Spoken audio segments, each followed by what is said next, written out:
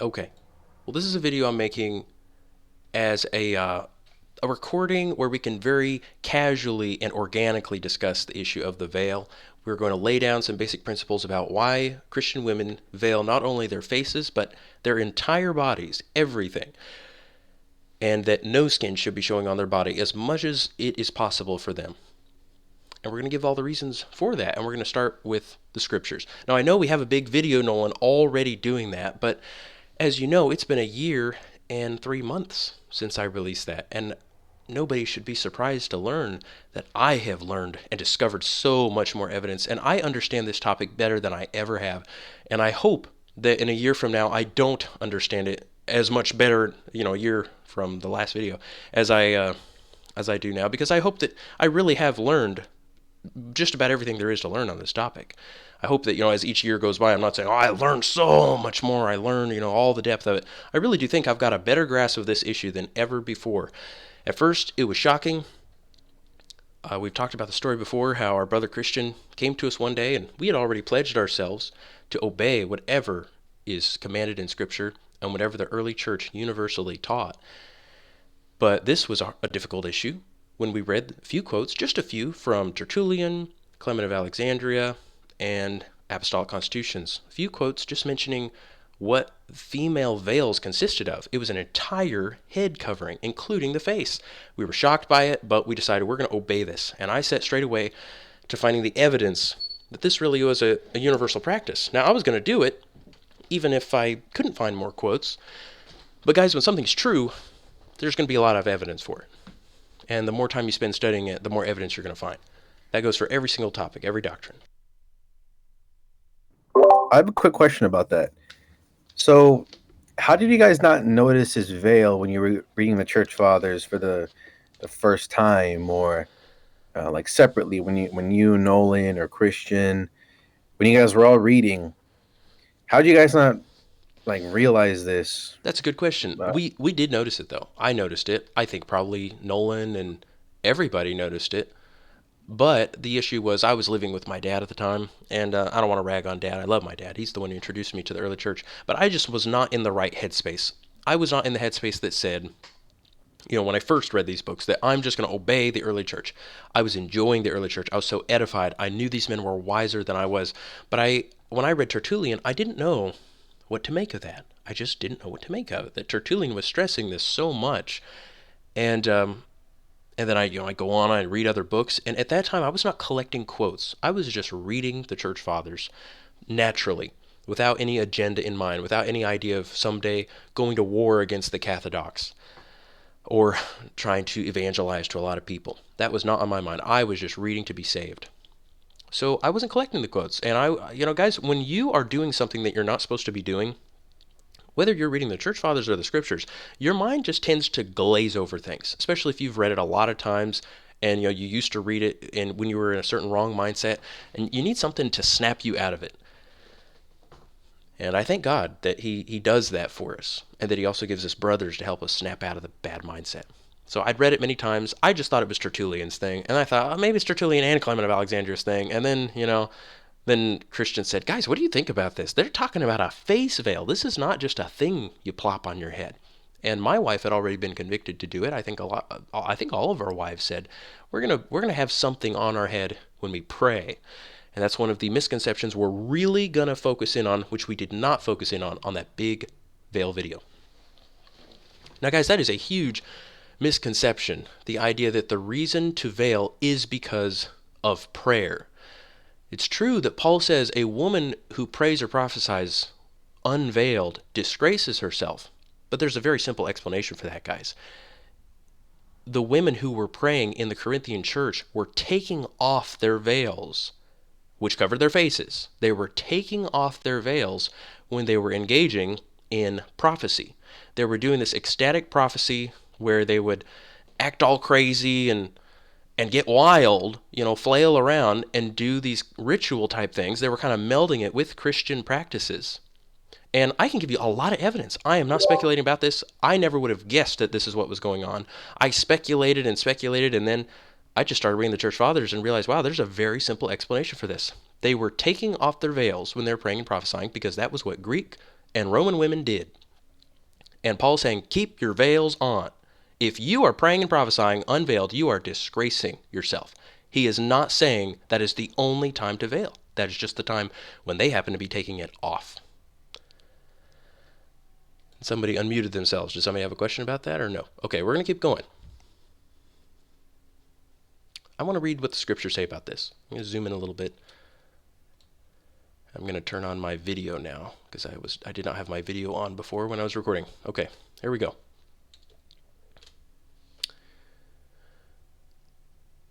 Paul says, "For I received from the Lord that which I also delivered to you." This is in 1 Corinthians 11:23. And then a few verses prior, he said, "Now I praise you because you remember me in everything and hold firmly to the traditions just as I deliver them to you." So put those two things together. He says, I received from the Lord that which I delivered to you, and hold firmly to the traditions just as I deliver them to you. Where to get these traditions? From the Lord. And what's he just about to talk about right after that verse? Head coverings. Jesus Christ is the one who gave the command about head coverings. And he was not instituting a brand new law, as we can easily prove, as we already proved in that veil video, but which I have about 10 times more evidence about, maybe 20 times more evidence for. Who knows? An unfathomable amount of evidence is what I have now. No, this was a universally practiced rule all around the world, in all the nations. In China, in all the civilized world, in India, in Persia, in Syria, in Israel, in all of North Africa, Egypt, Morocco, Algeria, and in Europe, in Greece and Rome, everywhere. The whole civilized world was practicing the concept of women remaining completely hidden from view. And there's a reason for that. And the reason has nothing to do with praying or prophesying. It is for modesty's sake. Women do not show themselves in public. And Paul is even about to talk about that. When Paul says that women need to cover up, he doesn't say the only reason is for praying and prophesying. He gives 4 reasons for why women should cover up. He says, "Man ought not to cover his head, since he is the image and glory of God, but woman is the glory of man. For man was not made from woman, but woman from man." So that's a reason to cover yourself. "Neither was man created for woman, but woman for man." That's another reason. "For this reason, a woman ought to have authority on her head because of the angels." Well, again, this also has nothing to do with praying or prophesying. That's 3 reasons. And then he gives a 4th reason. "Judge for yourselves. Is it proper for a woman to pray to God uncovered?" Uncovered, this is a word that means unveiled, revealed. You can see her, he's saying. Is it proper for a woman to pray like that, where you can see her? He says, does not nature itself teach you that for a man to have long hair, it's a shame to him, but if a woman has long hair, it's a glory for her. For her, long hair is given to her for a covering. So 4 reasons given, guys. None of these have anything to do with praying or prophesying. Nature itself teaches you, women, sisters, that you should be covering.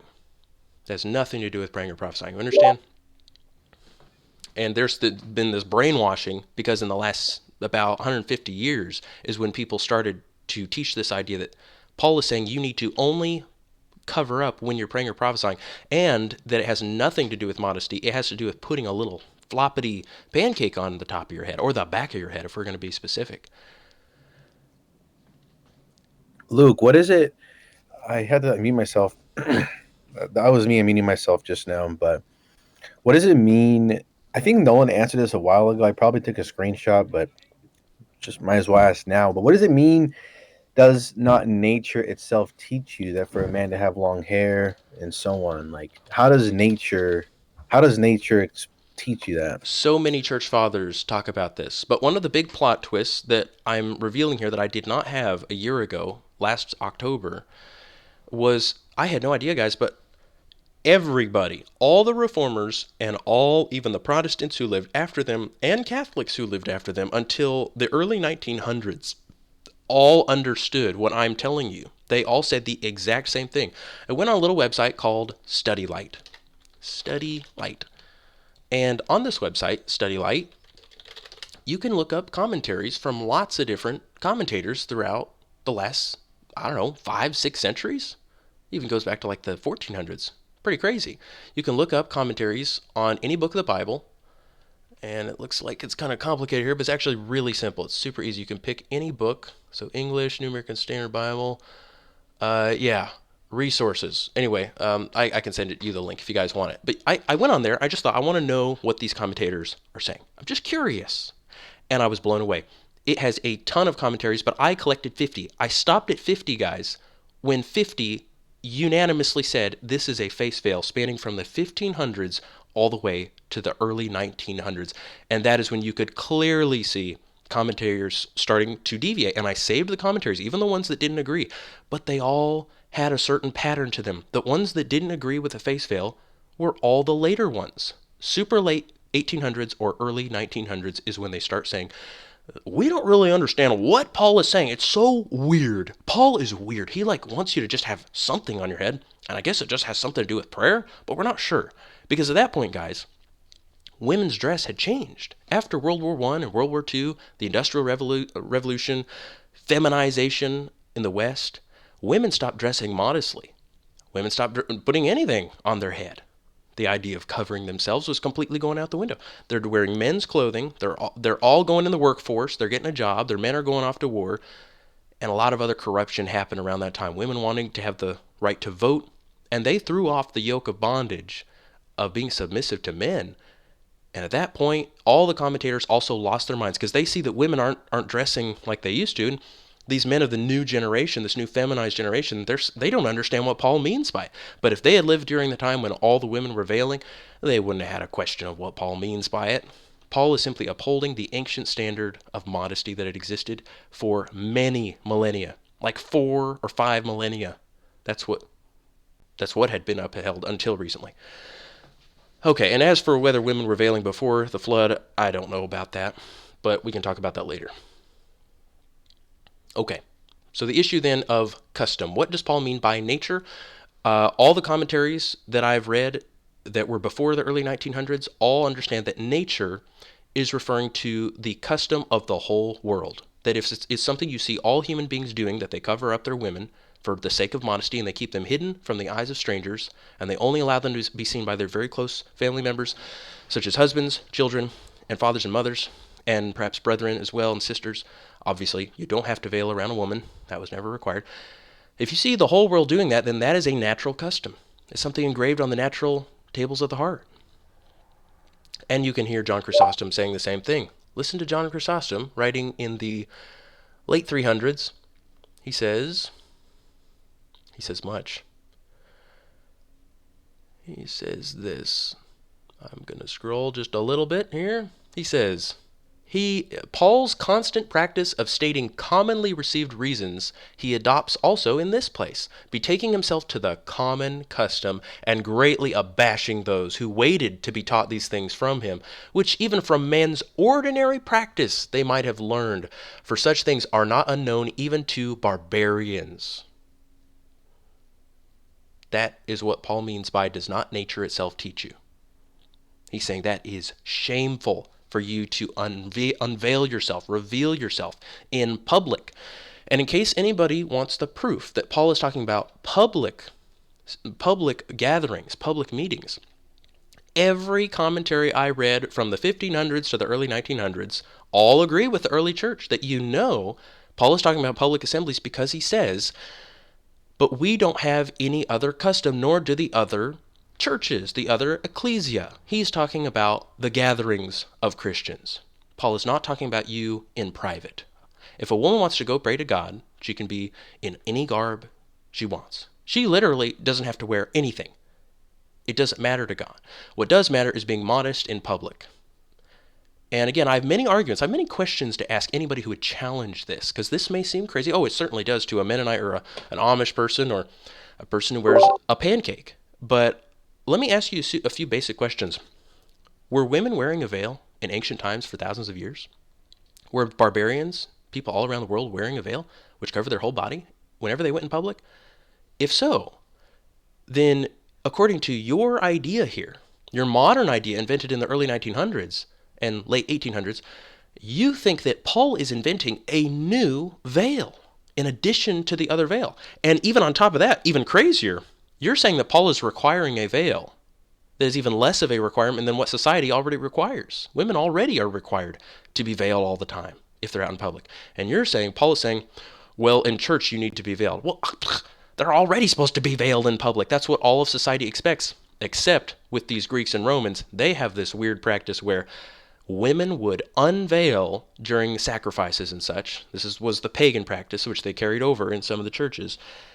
Women would unveil, and guys, it's the weirdest thing, but men would veil themselves. Men would cover their faces when they did sacrifices. I'm going to give you the evidence that they did this. I couldn't believe it either, but Paul is responding to a very specific thing: men veiling their faces and women unveiling. And I can maybe just start showing that evidence right away. This is some of the information we did not have in the Great Big Veil video. Brian, did you want to ask something first? I wasn't really going to ask anything, but that was a pretty good explanation. I never really thought of it that way about nature itself. Uh, yeah, it's like I guess figuring all these things out. When I next time I read that whole chapter, it's just gonna be from a different perspective, and it'll just be so clear when I reread it, everything.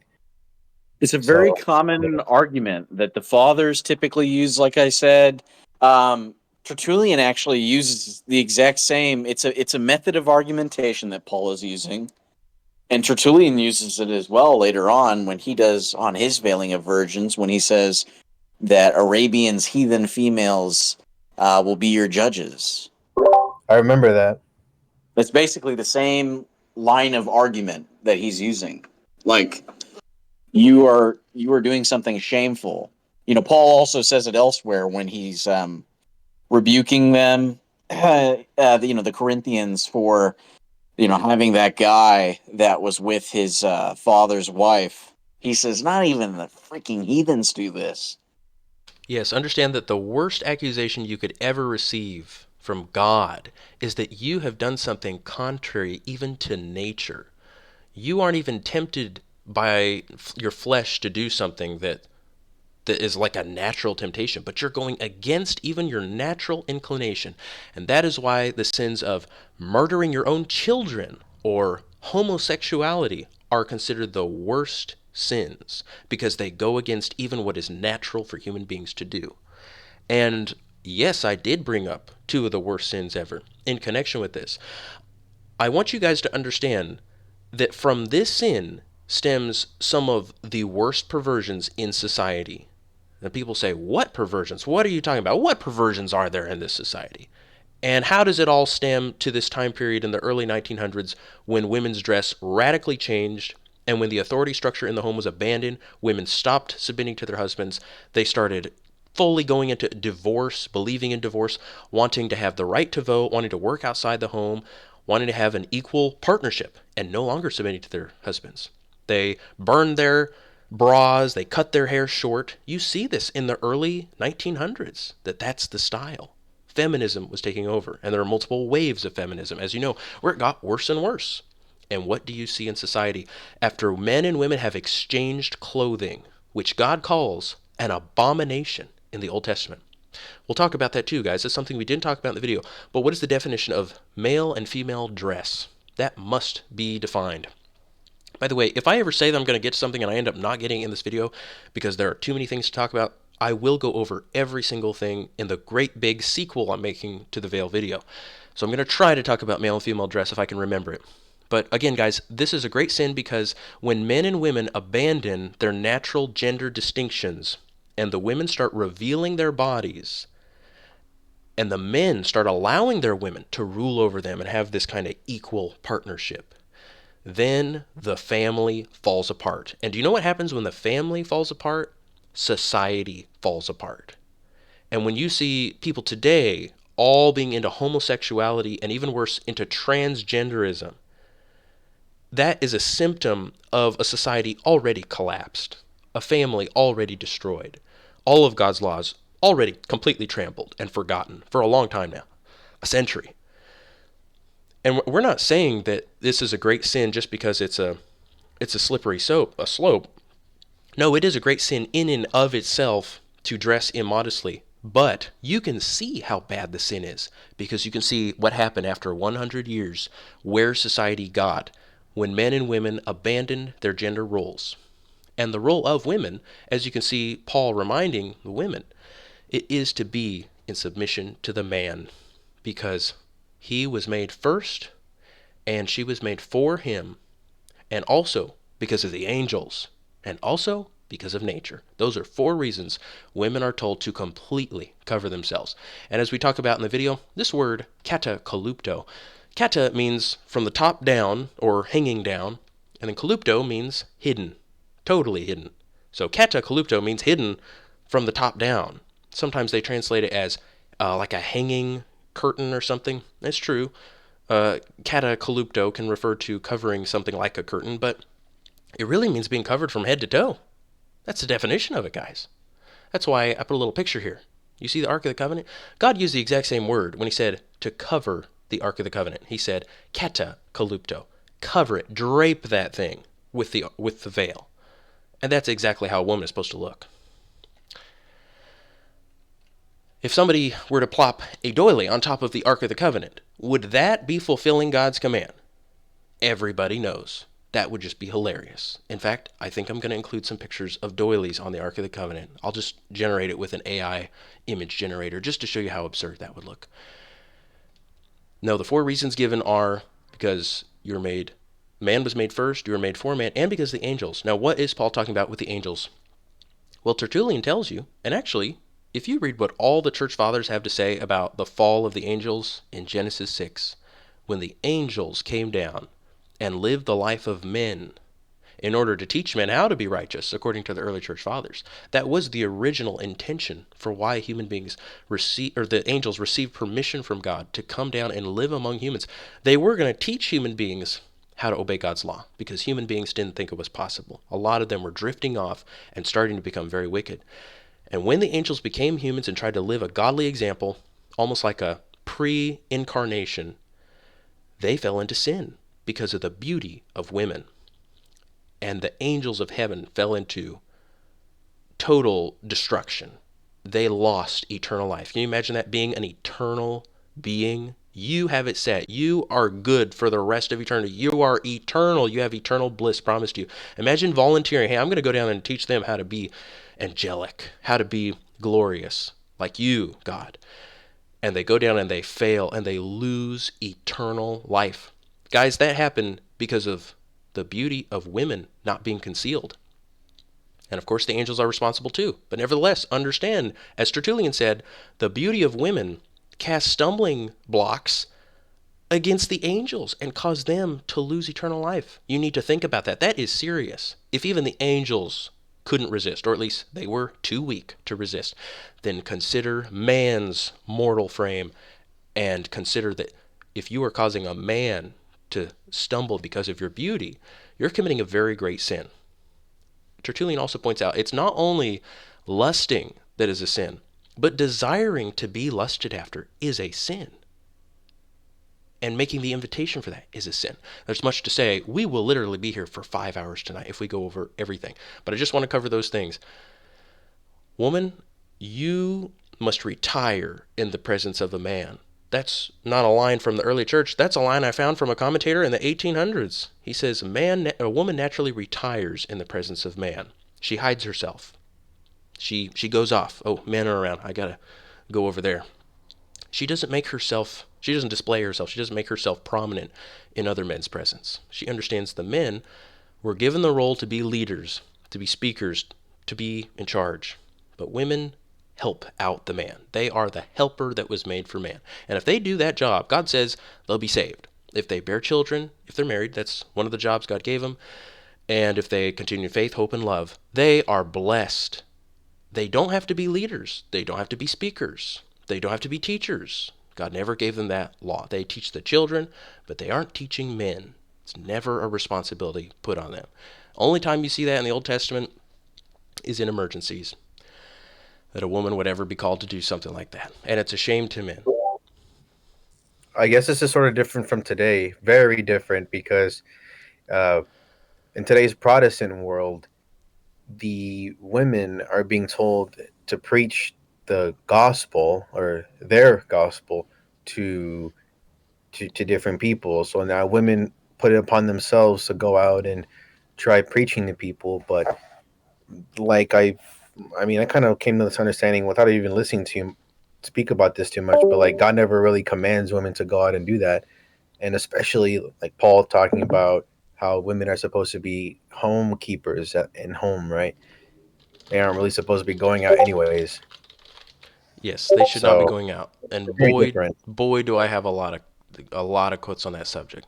So does everybody think I've covered this then? The reason why woman hides herself, she covers herself, is so as to protect other men from falling into sin by lusting after her. That is her responsibility because God made women to be beautiful. He made them the objects of a man's desire. And God could have made a law that both men and women cover themselves up, but because she is in subjection to man, it's her job to cover up. That's how God made the authority structure. That the women being in a submissive role and acknowledging her husband or her father as Lord over her, she doesn't expect him to do the covering up. She just understands, look, I'm the one that's really beautiful here, and the man is the one who is really drawn to lust more so than women, because men are very visual creatures. All right, I, as the woman, I'm going to cover up. And that is a glorious thing. Do you see what Paul says? That if a woman has long hair, it is a glory to her. Why? Is it because her long hair is so beautiful? Guys, that is a lie from Satan. That's what totally confused people think. They're like, oh, long hair is a glory to a woman because hair's so beautiful. Is that what Paul says? No. He says long hair is a glory to a woman because her hair was given to her for a covering of her head, of her beauty. See, in man's eyes, you are glorious if you show off your beauty and you attract attention from people. But in God's economy, you're glorious if you cover up your beauty. The glory that you accrue to yourself is from being humble and modest and saying, I don't want to draw attention to myself. I don't want staring eyes. I don't want compliments. And if you intend to be married, sisters, you do such a wonderful service to your husband by hiding your beauty from other men and reserving it for your husband when you get married. That used to be such a wonderful gift that a woman gave to her husband on her wedding day. She'd say, husband, notice how I have been veiled this whole time, even in front of you. And the husband also gives a great gift to his wife when he says, wife, I didn't choose you because of your physical features. I chose you because of your spiritual virtues. That's the reason I love you. And by the way, that you learn a lot about a woman just from observing how quiet and modest she is. I think women may be worrying, well, if he can't hear me talk a lot and he can't see how pretty I am, how is he going to like me? How do I know he's going to like me?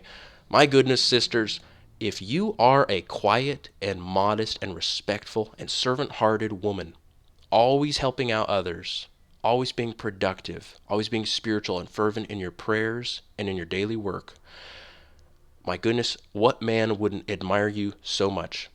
You don't receive more respect from being talkative, from being loud, or from showing your beauty. At least no righteous man will respect you more for that.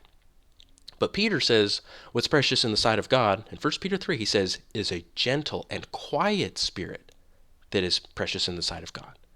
Not being loud, not being a great teacher and a great leader or any of that stuff. And it is only a wicked man that would not love a righteous woman just because she was ugly on the outside of her body. We've talked about this before, but listen, women are beautiful. God made human beings beautiful, men and women, especially if you're younger, if you're in your 20s or 30s. My goodness, you are in your prime. And today, I mean, thanks to all of the abundance of food and stuff, you stay beautiful for such a long time. I'm not even going to belabor the point of how foolish it is to worry about your looks and to say to yourself, I must show off my beauty in order to find a husband. Because you know what? You're just cheating yourself out of a good marriage. You can do that if you want, but man, I feel sorry for you. You will have the best marriage if you marry a man who did not care about your physical looks and who, on your wedding day, you were able to surprise him and shock him with your beauty, which you never showed off at all prior to that. And your attachment to your husband and his attachment to you will be so much stronger, like it was in the old days, if you hide all your beauty until you're married. And we will answer a lot of objections because a lot of people are going to ask questions like, but weren't women showing their beauty in the Old Testament? Weren't they showing that off? And the answer is no. They weren't. No righteous women. Of course, unrighteous women have done it, but no righteous women showed off their beauty to a man before they were married. Okay, so why is long hair given to a woman? Why is it a glory to her? Because it's given to her for a covering. So again, as we said in the Great Big Veil video, if a woman thinks that her hair itself is what needs to be covered, she's completely misunderstood Paul's command. Paul never once says that hair needs to be covered. Ever. He never said that. Nobody for hundreds of years said any such thing. Now the Jews, I'll give you the Jews. The Jews did come up with an idea that hair needs to be covered, but Christians never taught such a thing. And people all around the world didn't care if the hair was exposed. Even the early Jews, guys, before they killed Christ and came up with their own ridiculous religion about hair covering, even the Jews before that didn't care about showing hair. You remember, Mary came and washed Jesus' feet with her tears and was drying them with her hair. Her hair was exposed. Nobody cared because her hair is given to her for a covering. The hair itself doesn't need to be covered. We'll talk about that more, but it's absolutely outrageous to suggest that hair needs to be covered. Nobody ever taught that. Hair is a covering. If you don't have a veil with you, you let your hair down, you cover up your head. That's a natural veil that God built in. He stuck it to your head so that if you don't have a veil with you, you've always got this one. So okay, so she kind of just had a piece of clothing around her face while she went over to Jesus to wash his feet Certainly. with her hair. Absolutely. Otherwise, she would have been seen as continuing to be a harlot if she came in there with an exposed face. And if somebody wants to write a note, I will go over that subject too. Did people in ancient times really consider you to be a harlot if you exposed your face in public? And the answer is yes, they did. All around the world. And I'll quote multiple church fathers who say that you would just be assumed to be a harlot. If you went out in public, people would say you have no dignity for yourself. You have no self-respect if you don't cover yourself in public.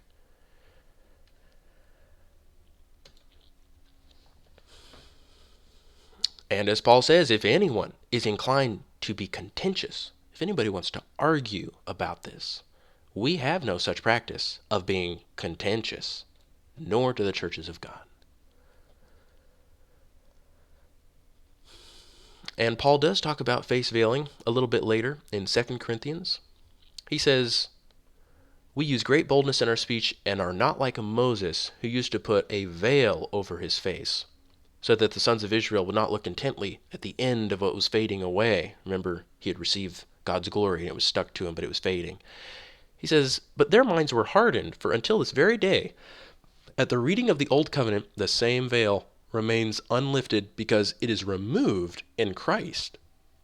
Now, Paul is making an allusion to the fact that Christ is the bridegroom of the church. She is his wife. Remember, no individual Christian is Christ's wife, but all the Christians together form what's called the church.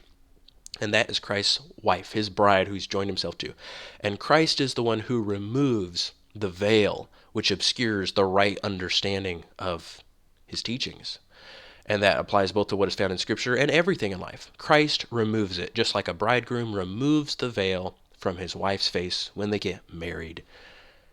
He says, yes, Christ removes that veil. It remains unlifted because it's removed in Christ. But to this day, whenever Moses is read, a veil lies over their heart. But whenever a person turns to the Lord, the veil is taken away. And he says, "But we all, with unveiled face, beholding as in a mirror the glory of the Lord, are being transformed into the same image from glory to glory, just as from the Lord, the Spirit." And he's saying that we now understand the spirit of the law, whereas the Jews, they don't understand the spirit. And if you know what the spirit of the law is, it's Jesus. If you understand that Jesus is the star of the Old Testament, well, you finally have the veil lifted. He's everywhere. The spirit of the law is all about Jesus Christ. So understand the focus here in 2 Corinthians 3. He says Moses had a veil on his face, but that the veil is removed in Christ. He says we all now behold Christ with an unveiled face. Then, in the next chapter, in the beginning verses, he says, "But we have renounced the things hidden because of shame." And he's making a connection to being veiled. Paul already said that women are to veil themselves. He says they are to be clothed and adorned with shamefacedness. And this was a common term which meant just veiled. It meant face covered. It's everywhere in the Old Testament. We already went over that in a separate video. We went over so many instances. Probably it'd be dizzying if we went over them again. But guys, in the Old Testament, whenever somebody was ashamed, they would actually cover their face. Here's the section here. I have it at this part. Covering the face because of shame. This is on the website. You guys can look this up if you want. But over and over again it says, David went up by the ascent of the Mount of Olives and wept as he went up, and he had his head covered and went barefoot, and all the people who were with him covered, every man his head. And why would a person want to cover their head and their face? Just because they're ashamed. Remember, this is after David had been betrayed by his son and disgraced, humiliated, kicked out of his own kingdom. Well, guys, just for the same reason that a celebrity or a person, some high-profile person who's been arrested, when they're being taken to the courthouse and they've got all the cameras in their face, they cover their face. They put their hand on the camera. They don't want the camera to see them. Or they put some big jacket, they pull something over their head or their face. You guys have seen videos. You've seen pictures where celebrities do that. They don't want to be seen when they're ashamed, when they're caught in some big crime. That's how people act. They cover themselves when they're ashamed. David is doing that here. We keep reading in Jeremiah. It says, Judah mourns, and their nobles send their lads for water. They can't come to the pits and find no water. Their vessels return empty. They are ashamed and disgraced and cover their heads because of the ground which is cracked, for there has been no rain in the land. The plowmen are ashamed. They cover their heads. And they're doing this because God's judgment has fallen on them. They know it's because of their sin. Here in Esther 6:12, it says, and Mordecai, oh, by the way, this is after Mordecai is forced to give a parade for his worst enemy. He's totally humiliated in public. And it says, Mordecai returned to the palace, but Haman went home mourning and having his head covered. Look at the Greek word, kata kalumenos, or kata kekalumenos. So kaluma means a curtain, and kata means hanging down or going down from top to bottom. So it means he literally took his jacket and kind of pulled it down over his face. He pulled his coat and he ran away from the scene, totally disgraced. Didn't want anybody to see him or recognize him. That's what this is talking about. Again, in Psalm 69:7, David says, because for your sake I have borne reproach. Shame has covered my face. The earth is given into the hand of the wicked. He covers the faces of its judges. I guess it's talking about people being ashamed. He says, you shall cover your face so that you don't see the land. He says that to Ezekiel. He says, Jacob will no longer be ashamed, and neither will the face of Israel be turned away any longer. Why is he turned away the face? Because he's ashamed. Again, Jeremiah says, disgrace has covered, that is, veiled, our faces. So disgrace makes them want to cover their face. Ezra says, my God, I am ashamed and blush to lift up my face to you. Here in Isaiah, Isaiah says, therefore I was not ashamed, but I set my face as a solid rock. I gave my cheeks to blows, and I turned not my face away from the shame of spitting. See, a normal person, when they're ashamed, they hide their face from it. You understand? How many do I have to read? Jeremiah says, like the shamefacedness of the thief when caught, thus will the sons of Israel be put to shame. So what does a thief do when he's caught? He hides his face. He's ashamed. Paul says, in like manner, women should adorn themselves in modest apparel with shamefacedness.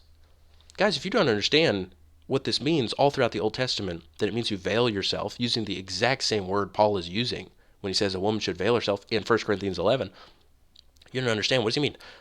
Adorn yourself. Women should adorn themselves with shamefacedness. He means you need to act as if you're ashamed all the time. You need to cover your face. It's not that you're already guilty of a sin. He's not saying you're guilty and therefore be ashamed of something you didn't commit, but he's saying act ashamed.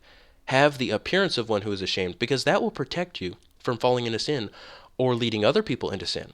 But if you're bold with your face and you gaze at other people and stare them in the eye from across the room, in the middle of church, that is very sinful. You should not be doing that. You should be looking down, looking away. You are not seeking attention. You cover yourself. That's a really interesting thing you're mentioning with the shamefacedness. I guess that links a lot of this together with seeing Paul mention modest apparel, but then also shamefacedness. And then you giving the context with the other verses, it just kind of goes together, I think, like a big puzzle piece. Certainly, yes. And there's more. If anybody accepts 3rd Maccabees, which we do, it talks about when there was this great calamity, it says those women who had recently been arrayed for marriage abandoned the bridal chambers prepared for a wedded union, and neglecting proper shamefacedness, In a disorderly rush, they flocked together in the city. See, women were supposed to stay hidden. They didn't go out in public running around with other people. The only time a woman would go out in public is in cases of great necessity. And that, of course, that sounds very crazy to modern people, but you know what? It's the truth. We're going to show you this used to be the universal teaching everywhere around the world. Men used to be more natural in their inclinations. They used to want to keep their beautiful wife and their beautiful daughters indoors. They didn't want their daughters to be alone walking down the street. They didn't want their wife to go alone anywhere. Did you guys know that whenever women used to go outdoors for so many thousands of years until very recent times, the only time a woman would go out of the house was with an attendant. A man would be with her. Somebody would accompany her. If a woman in ancient times wanted to go to one of the baths, if she wanted to go bathe, somebody would walk her all the way there and protect her and make sure nobody messed with her. That was the common practice. Nowadays, that's completely lost. People send their wives and daughters out with no worry at all. They send their daughters away to school. What an evil thing to do, to send your daughter away. We'll talk about that much more, but I'll talk about it right now. What an evil thing to do. Your job as a father is to protect your daughter, and you send her to a place, a school, and they're all the same today, but a school where you know there are a bunch of wild stallions in this stable, and you send this lone mare in there. You know these men are sick. You know that they're addicted to the most disgusting things on the internet. You know that they are completely unrestrained in immorality. You know that they're all fornicating and have had lots of girlfriends. You send your precious, vulnerable daughter into that place. And you say, a lot of you men will say, now, I want you to stay a virgin, okay? Or don't mess around in there. And you send her in a pit of snakes, a pit of just dogs who are going to surround her. And you abandon her. You leave so you can do whatever. Who knows what you're doing when she's gone and being attacked by all these people. And then you're shocked when something happens to her. Just shocked. How did that happen? You caused it. You did that. You abandoned your daughter.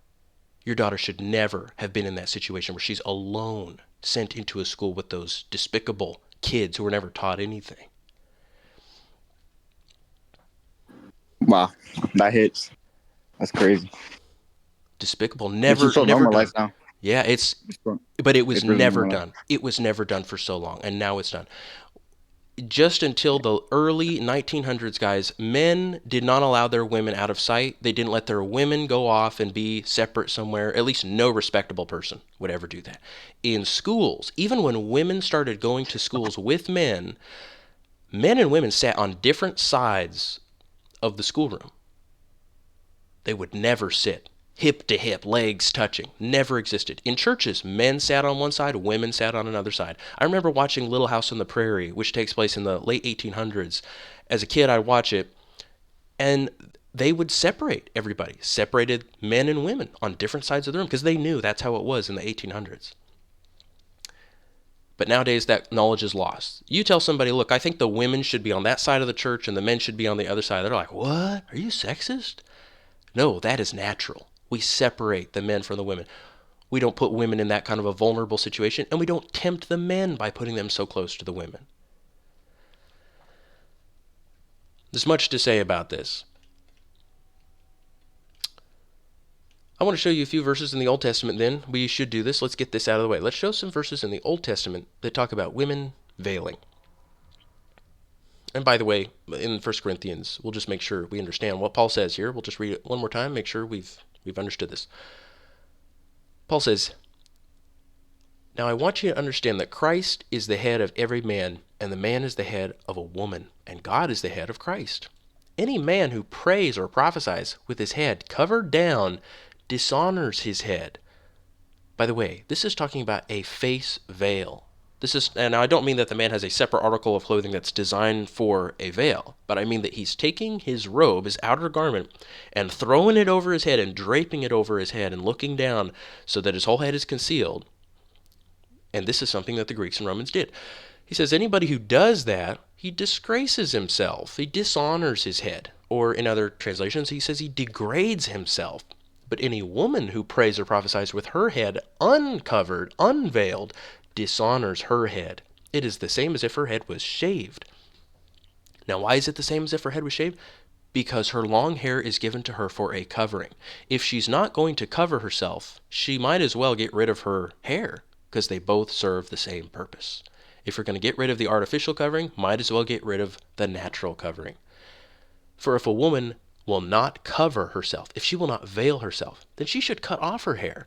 But if it is disgraceful for a woman to be shorn or shaven, that means hair cut short or shaved, let her veil herself. For a man ought not to cover, that is, veil, his head, since he's the image and glory of God. But a woman is the glory of man. For man was not made for woman, but woman for man. Neither was man created for woman, but woman for man. For this reason, a woman ought to have authority on her head, because of the angels. So authority on the head means that you have a protection. You don't show yourself to anybody. Rather, you have another representative, either your father or your husband, whoever you went to the church assembly with. That's your protection. You don't even have to speak. Someone else will speak for you. That's how it always was.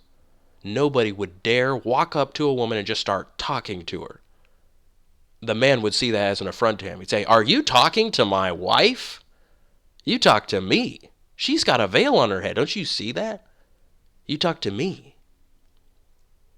But now people are just so audacious. They walk up to other men's wives, and they like reach out their hand, start shaking their hand. Or I go to these churches, and these wives will reach out. They're like more manly than their husband. They'll reach out. "Oh, very nice to meet you." They reach out and grab my hand, and I have to have a new system of saying, "I'm sorry, I don't shake hands." It was so sweet the other day.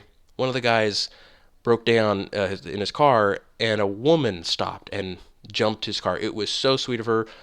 I showed up too, and I thanked her profusely, and she wanted to reach out her hand and shake my hand. And I had to say, "I'm sorry. I don't shake hands for modesty's sake. I just don't touch women." And of course, she took that so offensively. She's just like, "What?" And I felt bad because, I mean, she helped us out. She was so kind. But you know what? We have to stand on business. We don't touch women. We practice modesty. That's for their protection. And guys, if you know any women who don't know about modesty, teach them modesty. Set that example. Say, I'm not going to touch you because I respect you so much. I respect your husband so much. I'm not going to touch your husband's wife. I respect your father too much. I'm not going to touch his daughter. That's how we ought to act. I'm not going to put my hand on you. Paul says it's good for a man not to touch a woman. In 1 Corinthians 7. Okay. So then, a man ought not to cover his head, since he's the image and glory of God. What he means is the man shows himself off because he is the image of God. He's the representative of God, whereas a woman is the representative of his church. You guys understand in the scriptures when it says we are ambassadors of Christ? You are all of us are standing in for Christ. We're all supposed to act like God would. But there's also a role that God has set for each of the sexes. The man represents Christ, and the woman represents the church. So there's an authority structure. And with this authority structure, you have great order that is preserved in the world.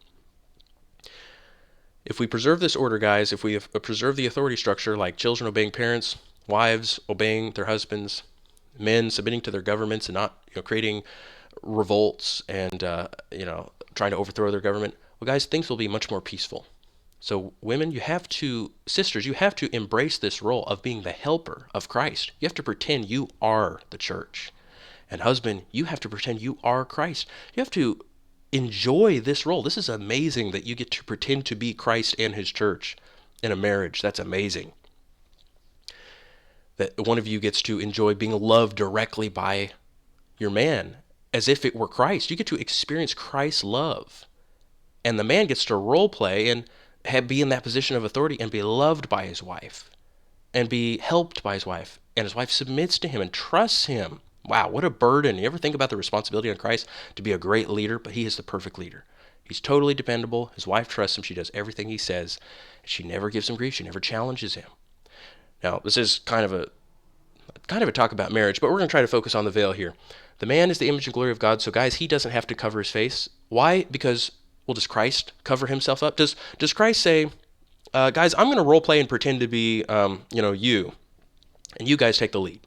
No, it's the reverse. Woman, us, the church, says, Christ, we just want to be like you. You be our example. You take the lead. It's no longer I who live, but Christ who lives in me. So I don't even care about my own identity anymore. I don't need to show off my face. Christ, will you be my face? Will you be my head? I'll just cover up my face. Say goodbye to old me.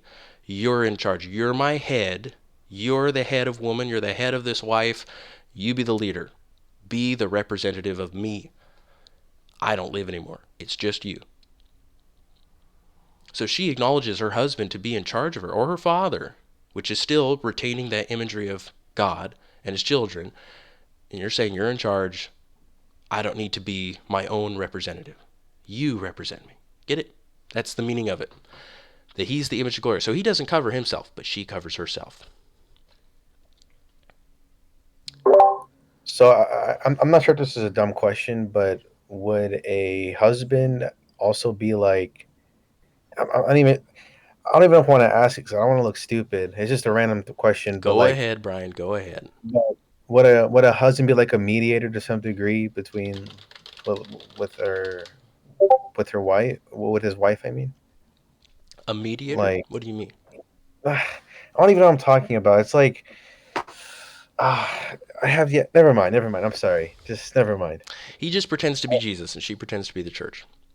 Okay. You got to Okay. role play. Embrace your role. Okay.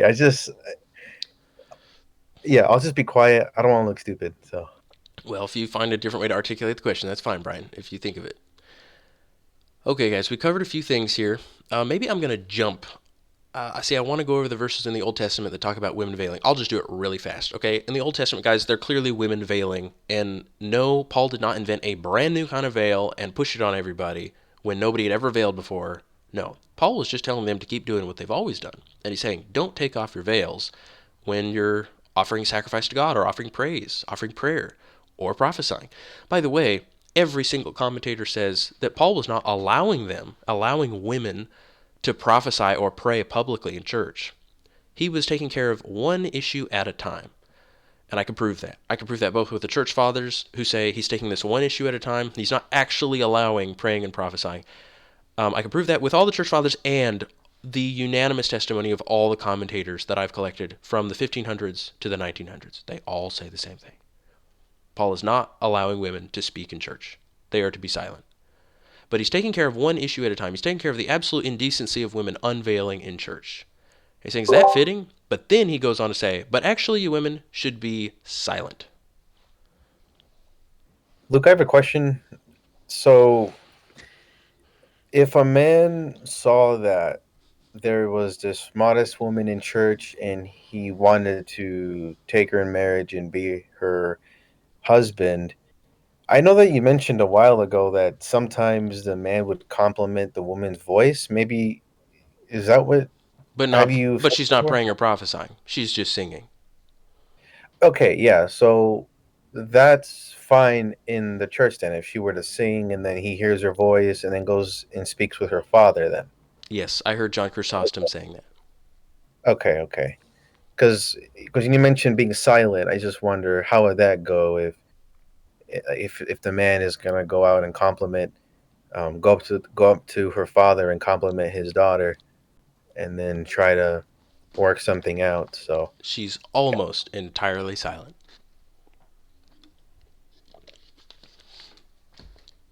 Yes.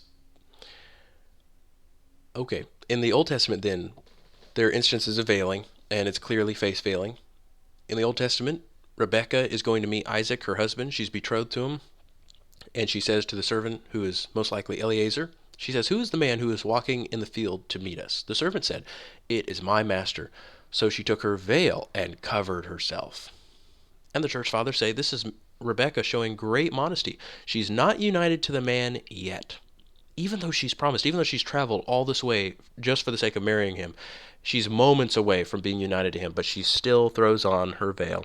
And it, yes, is most likely a bridal dress that she's throwing on, but nevertheless, it is modesty. Guys, the bridal dress is modest. Don't think that the bridal dress is just to show off fancy clothes. It's very modest for her to do that. And as for the objection, why didn't she already veil for Eliezer? We've answered that in multiple videos.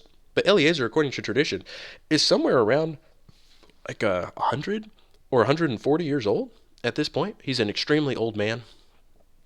When Rebecca came out to get water, it says she came out with the other daughters of the city. It says she came out at evening. That is totally consistent with what we hear in ancient times, that women did not go outside during the day as much as it was possible for them. The only time they would go outside during the day is if they were far away from other people.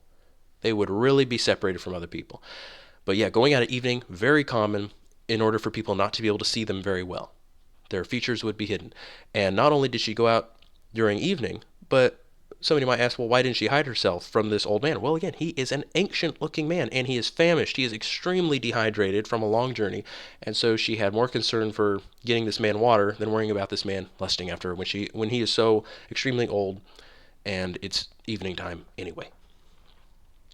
But she was clearly not veiled. Maybe she had a veil on her, but she at least let it down, because oftentimes they just use a shawl or something and they pull it over their face. They wrap it around the sides. But when she saw it's an old man, yeah, she didn't worry about veiling. Okay, next verse. This is Genesis 38. Here is Tamar, and she is upset at her father-in-law Judah because he's not given her a man to replace her husband who died. And so she decides, well, she's going to receive a child by her father-in-law. And yes, she shouldn't have done that, but nevertheless, we're going to focus on female modesty and what she wore. It says she took off the garments of widowhood and covered herself with her veil, and painted her face, and sat in the gate of Enaim, which is by the way to Timnah. For she saw that Shelah was grown up, and she wasn't given him as a wife. And when Judah saw her, he thought her to be a harlot, for she covered her face. She veiled her face, and he knew her not. Some wicked people have suggested maybe he thought that she was a harlot because she wore a veil. Wow, what an evil thing to say. You know how many women I'm about to quote here from Scripture are all wearing veils all throughout the Scripture? It's about to say in one of these verses that all the women in Israel veiled themselves. And yet somebody could dare make such a suggestion that veiling your face is something harlots do. No, the reason why I thought she was a harlot was because she painted her face. It says that a few verses prior. And painted her face and sat in the gate. So guys, this is what harlots would do. They would wear a veil, and the little amount that you could see of their face, which is their eyes, you could see it's painted, and they're standing at the gate. Well, everybody assumes if you're a harlot, you're standing at the gate. That's what harlots did. We even have, there are various scriptures in the Bible that say that. We have Dead Sea Scrolls talking about how harlots used to act in ancient cities. They would stand at the gates. I also have a few church fathers talking about the practice of harlots, that they would stay at the gates because strangers, wayfaring travelers would come into cities, and the harlots saw business that way. It was much harder to get business with well-known people in the city because people would know, oh, you were with a harlot. But with strangers who were just passing through, it's much easier to get that person to, hire a harlot. So they'd hang out at the gates. That's why she's at the gates. That is why Judas assumed she was a harlot, okay? But her having a veil is not why he assumed it. Her makeup and her standing at the gate is why he assumed she was a harlot. But all women were veiled. The reason why it says he thought her to be a harlot for she covered her face is because of this next verse. He knew her not. He didn't recognize this as his daughter-in-law. And again, guys, even though Tamar shouldn't have done this, she's doing something that's not as wicked as you might seem. Judas had cheated her out of having a husband. That was his obligation to give her a husband. She didn't. So there are very great mysteries in the Old Testament. If you guys only read the letter of the Old Testament, you'll be bothered by the stories because they have strange things happening. But there's a great mystery in this story, which actually points to Christ. But we'll talk about that another time. Okay, listen to this one, guys. This is quite striking. In the Old Testament, in the book of Numbers, God commands that if a woman is suspected of committing adultery and her husband thinks, I really suspect, I have some evidence that my wife is committing adultery with some guy, like maybe when I'm gone or something, then if he is really convicted about it in his conscience, then it says he's supposed to bring her to the priest and say, I think my wife has committed adultery. I want you to run the test. And so they would bring her some water, and God promised he would actually cause this woman to be struck with a sickness when she drank the water, if she was truly guilty of committing adultery. Were you going to say something, Brian? No. That was Okay. So This is quite amazing, guys, because God says, bring that woman out in front of the assembly, in front of all the people, and the priest shall cause the woman to stand before the Lord, and shall unveil the head of the woman, and shall put into her hands the sacrifice of memorial, etc. So this is quite an amazing thing. He says, unveil the head of the woman. Guys, it says the same thing in the Hebrew, and yet these modern translators, they will say uncover the hair of the woman. Guys, the word hair is nowhere in that language, in either one, either the Hebrew or the Greek. That is a completely false translation. This woman is wearing a veil just like all the women of Israel did. He's literally using the word apocalypse. You know, the apocalypse of John, the revelation. Apocalypse and revelation are synonymous. In Greek, apocalypse means to reveal something, something that was hidden. When he says, and reveal the head of the woman, that means her head was hidden before, just like all women. And what else does this imply? That implies all women in Israel were veiled. Otherwise, God couldn't say, unveil the head of the woman if she's suspected of committing adultery. If somebody says, well, that's only married women. Oh, really? Why is it that Rebecca is veiling then? Why is it that Tamar is veiling? Why is it that many other are veiling, such as Solomon's wife? She's veiled before she's married. If it's only for married women, you can drop that one. I can shoot that down pretty easily. Yes, Hey, all the women. Luke, Yes, Brian. this reminds me of that verse from First Peter 3 where he talks about modesty, and then in verse 6, he says, For in this way, for in this way, in former times, the holy women who trusted in God also adorned themselves. Yes, So such a it's good like point. if all the women here in this verse in Numbers, if all the Israelite women were veiled, and then you have Peter making a reference to modesty and female modesty in First Peter 3, and then he references the women in the Old Testament, the women in the past, that they also dress in this way. That gives you an example of what kind of modesty Peter is talking about here. Exactly. I actually have it saved here, and Brian, I was going to talk about it, but you beat me to it. Peter says, "Women, you should adorn yourselves just like the holy women did in the old days." He specifically says that. So if anybody says, "Do I have to adorn myself like the ancient women did?" Yes, you are commanded to. He says, your adornment must not be external, braiding the hair and wearing gold jewelry or putting on beautiful clothes, but the hidden person of the heart, with the imperishable quality of a gentle and quiet spirit, which is precious in the sight of God. For in this way, in former times, the holy women also who hoped in God used to adorn themselves, being submissive to their own husbands. Absolutely. That is how women used to wear, how they used to dress. It was not a defining feature of the Jews, it was the entire world. It doesn't even make sense if it was a hair covering that it's referring to there, and like the modern translations you're referring to. Like if it really is hair, it doesn't make any sense. Like, what does it profit to take off her some little doily or little cloth that's on the top of her head? Like, it doesn't seem like it would do anything. I think it's more powerful if she's covered completely and you take off something that she uses to kind of protect herself. Yes. Understand, this is very humiliating, guys. When God says the woman who's suspected of committing adultery, she's going to be unveiled in front of everybody.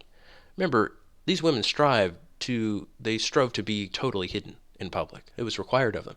And that's why it's one of the reasons God says this is going to be done. He's saying to that husband, understand, husband, this is going to be the rule. If you are going to accuse your wife of committing adultery and you're actually going to seek the penalty, which is actually death, he's saying you better be absolutely certain of this. Do not falsely accuse your wife, because there is going to be great humiliation in this for both of you. Because a husband doesn't want his wife to be seen by other people. So he says, if you do this, this is going to be the law. She's going to be unveiled in front of everybody, and then she's going to drink the water, and that's it. Then God is going to tell you whether she's really guilty of it or not. And they continue to do that test for a long time, and they attest that the miracle of sudden sickness really did take place if a woman had secretly committed adultery. But the point here is that all the women are wearing a veil. What do you do with that? Anybody who says this is a prayer veil, is there any indication that all these women veiling in Old Testament times are doing it for the reason of prayer? None whatsoever. Again, in Song of Songs, Solomon says, "Behold, you are beautiful, my love. Behold, you are beautiful. Your eyes are doves behind your veil." So her eyes are definitely they're right next to the veil. This is not a doily on the back of the head, guys. Her eyes are hidden. It's shrouded. She's got like a hood thing going on and everything. She's got something over her face. In fact, this is actually a different Greek word. This is a Greek word that means muffle, or it's like something over the mouth, specifically, this Greek word for the veil. And then later on, when he talks about her veil again, he just uses one of the traditional words, theristron.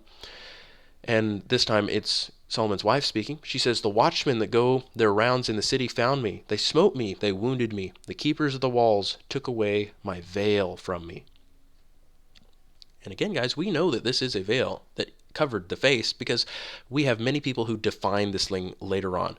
Jerome defines it for us. He gives a lot of definitions of words that were, to us, we may struggle to find people defining those words. There's also a guy named Hesychius. He's not a Christian. He was a pagan, and he happened to write a huge Greek lexicon in the 600s.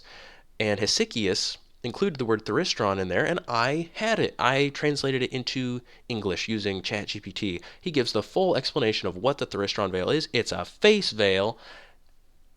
So anybody come at me if you want to debate about that. Here in Isaiah 47, he says, "Come down, sit in the dust, O virgin daughter of Babylon." He's speaking to Israel here in the type of a virgin daughter. And he says, "Remove your veil." Now he also says, "Uncover your white hairs." Again, this is speaking of Israel in a mystical way. He both calls her a virgin daughter and also calls her old. But you see, she's wearing a veil, a full veil. He says, "Apocalypse your catakaluma." So he means completely remove, completely reveal your kata kaluma. Kata means falling down. Kaluma means a curtain. So she's got a curtain over her head. Her face, specifically. If anybody thinks this curtain is in the back of their head, I can't wait to show them the temple, the tabernacle, which has a huge veil in the front of it, and it's a symbol of the church. All these things are symbols of the church, Christ's bride. It's got a great big curtain in the front, guys, not the back of it. It's a symbol of a woman and her veil. Look, I have a quick question. How, when it comes to women veiling, is there like a specific age that women like at that point don't like need to, like if they're very old, or is it just a thing where if you still look sort of good, like if you're not reaching that or old age that you have to veil, like is there an age like I don't know 70, 80, 60 or something like that? I've Just not wondering. found anything from the church fathers, and I've not found anything from the Jewish writings, and I've not found anything even from pagan writings. But I did find something like in the 1800s, that thing I put on the in the veil video, where they say somebody in the 1800s, a guy who visited Central Asia, he was going to like Afghanistan and all the other stands, and while he was there, he said that he did see all the women were veiled, but if they were like 10 years old and younger, they were unveiled. And he said women in their 50s and above, you could tell the only women who were unveiled were older women. He says they were 50 and above in his estimate. So yeah, around the world, women who were elderly and wrinkly and ugly, they were not veiled. I say ugly because it's just a fact, guys. When you get older, you don't have to worry about veiling yourself anymore because you get ugly. However, people today, I don't know what it is in America. It must be the food we eat or something. We just don't do much labor, or maybe we're just not out in the sun very much. But women remain extremely beautiful these days, even in their 50s. So I think the age should not be the object, but rather a woman just covering herself so that she's not an object of lust. Like I mentioned, Luke, yesterday or earlier this morning about what I was thinking about my mom. I really don't know how this is all gonna work when it comes to my mom or even all of our parents. Like we want our parents to, accept these things and to come to acknowledge these things. But I just wonder, like, what is it ever gonna take for our parents to actually do this? I would never see my mom. I mean, I don't want to doubt it, but I mean, my mom's the kind of person I could never imagine doing it. Like it would take a whole miracle for her to actually do that. And yeah, Well, I feel the same way about my mother, Brian, but we should pray for it. And I think even if a woman were ugly, to be completely honest, I think women who have gone their whole lives wearing makeup and acting seductive with their clothing, they really should do a form of penance by just wearing that veil for a long time. That's what I would recommend. I'm not a bishop or anything, so I can't enforce that. But I think that would be pleasing to God for you to make up for all that lost time and say, you know what, I'm just going to deny myself and go around in a veil.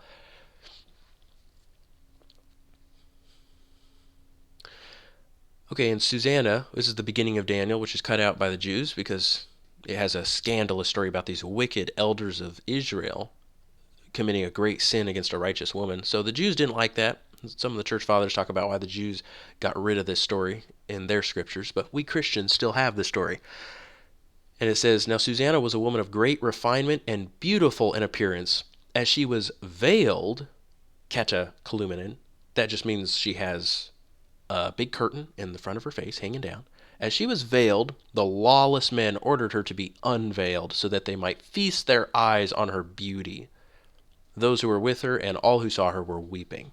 See, nobody had actually even seen her before. The fact that they unveiled her in public, and it was a big trial they were having. These wicked men just wanted to look at her beauty. Now, I would just say to any crazy person, my goodness, if you think this is the back of her head being revealed, I don't know what to say to you. You think that's the spot of all the beauty on a woman? Just give me a break. No, this is an entire head covering. Her beauty was covered. That's talking about her face. They didn't care about covering the hair. isn't this verse about Susanna being in public and being unveiled kind of like the verse we just read about in Numbers, where the woman is brought in public and she's unveiled? Yes, you're exactly right, Brian. I never even made that connection, but this is a formal trial they're having, and they're accusing her of being an adulteress. So, wow, you're right. That's what they're doing. Yep, and that's how you know, guys, it's about beauty. It's beauty. It is not some symbolic thing. The beauty is being veiled, it's being covered up. And she doesn't want anybody to see it, but hey, they're stripping it right off of her. She can't stop them. Now, it does say that the priest is supposed to do it, so they're not following the law there. But yeah, I think you're making a connection there, Brian, that they're saying, well, God says, hey, if you're accused of adultery, you got to be unveiled. It definitely proves what kind of head covering as well is talking about in Numbers. Yep, it sure does. Did you guys know there are multiple manuscripts of this section? I found out from going to a website. It's called Kata Biblon, which just means, according to the book, coming down from the Bible. And in it, they go over a few different manuscripts. Sometimes, guys, you find variations in biblical manuscripts, and they're not contradicting each other. They just will spell things differently sometimes, or they'll just use a different word, but that has the same meaning. This also goes for the passage about Mordecai and Haman. Sometimes and I'll go over that right after this, but sometimes they just say catacalypso, and other times they say catacolumen, or catacalumene. So they both mean the same thing. One of them means she was completely hidden, and the other one means she had a veil. But they are the same thing in their mind. Catacolumen and catacalypso are the same thing in their mind. These are not contradicting manuscripts. People back then just had language that was interchangeable, and so when they're writing the manuscripts, sometimes you just find variations. I'm going to go over that. I'm going to go over the Mordecai one right after this. This is 3rd Maccabees 4. It says, for a multitude of gray-headed old men, sluggish and bent with age, were being led away, forced to march at a swift pace by the violence with which they were driven in such a shameful manner, and young women who had just entered the bridal chamber to share married life exchanged joy for wailing, their myrrh-perfumed hair sprinkled with ashes, and were carried away unveiled, altogether raising a lament instead of a wedding song, as they were torn by the harsh treatment of the heathen. By the way, women who were betrothed, they would wear a specific special kind of veil for a long time leading up to their wedding day. It wasn't something they only wore on their wedding day. That's what that tharistron veil. That's just something for a betrothed woman. And it was a veil that would mark her that, oh, she's betrothed. Luke, didn't you also tell me, I think it was on a private call a while ago, that this same veil was used by prostitutes? right? Yes. Now that's a big can of worms for us to get into. Not a can of worms, but maybe just a little too much information to go over that. But yes, it was a veil that they would put on top of their existing clothes. This might be too much information, Brian. They would put Okay. on top of their existing Okay. clothes. But yeah, it was pretty sick because it is a transparent veil that you put on top of your existing clothes. It may even be something you put on top of your existing head veil, but regardless, it is something you put on top. It is transparent, and these wicked prostitutes, according to the historians who talk about this, they say, you're not just supposed to wear this thing by itself because it's see-through. You put it on top of your tunics. But the prostitutes who had left home, they had a bridal veil that their moms usually had sewn for them and made for them and said, you're going to wear this on your wedding day. But they would run away from home. They'd have this beautiful wedding garment that they're supposed to put on top of their tunic on their, when they're betrothed. And instead they'd wear it for travelers. And they would wear this beautiful thing, not on top of their clothes, but they would wear nothing underneath it. So they were actually like totally exposed by this thing. You could see the whole outline of their body. And yeah, the church fathers say it was shameful that this is what the prostitutes would be wearing. Yeah. Okay. So we've went over these guys. I want to jump over to the part about Haman, and I want to go over this issue right here in Esther. I want to show you some two different manuscripts that talk about this. Now you remember in the scriptures, I've been telling you that the men were covering their faces, and I tell you, if you have a hard time believing in that, I relate because when I was reading the church fathers and I'm hearing them say face veil, I'm saying, wait a second. So women should cover their face, but Paul says, but a man should not catacalypso his head? Why would a man ever do that in the first place? I thought, is there any evidence any men ever did that? Well, guys, there is a ton of evidence that they did. That is exactly what the Greek and Roman custom was. It was to cover your whole head and your face in the same way that people would cover their faces when they're disgraced, veiling it like a woman would. They would do that when they were praying or doing sacrifices. Let me show you some evidence. First, I'm going to show you in Esther 6:12. I'm going to show you two variations of manuscript. So here's one of them. And Mordecai returned to the palace, but Haman went home mourning and having his head covered. So in one manuscript it says kata kekaluminos. So that just means kata kaluma, meaning curtain hanging down. And that's exactly what he did. He grabbed his old coat or whatever he had and he threw it over his head and hid. But some manuscripts read it a little different. It says, then Mordecai returned to the palace with his head, or I'm sorry, Haman returned to the palace. He went home mourning with his head kata kephales. So again, now kata just means coming down, and kephales means head. So it just means coming down from the head. And we just assume what that means. Coming down from the head means you've got clothing or something hanging down and covering. So that's kind of weird. You may find this to be odd in Greek, just not to specify what's coming down, but we know what's coming down. Kata kephales means something's coming down from the head. It's draped down.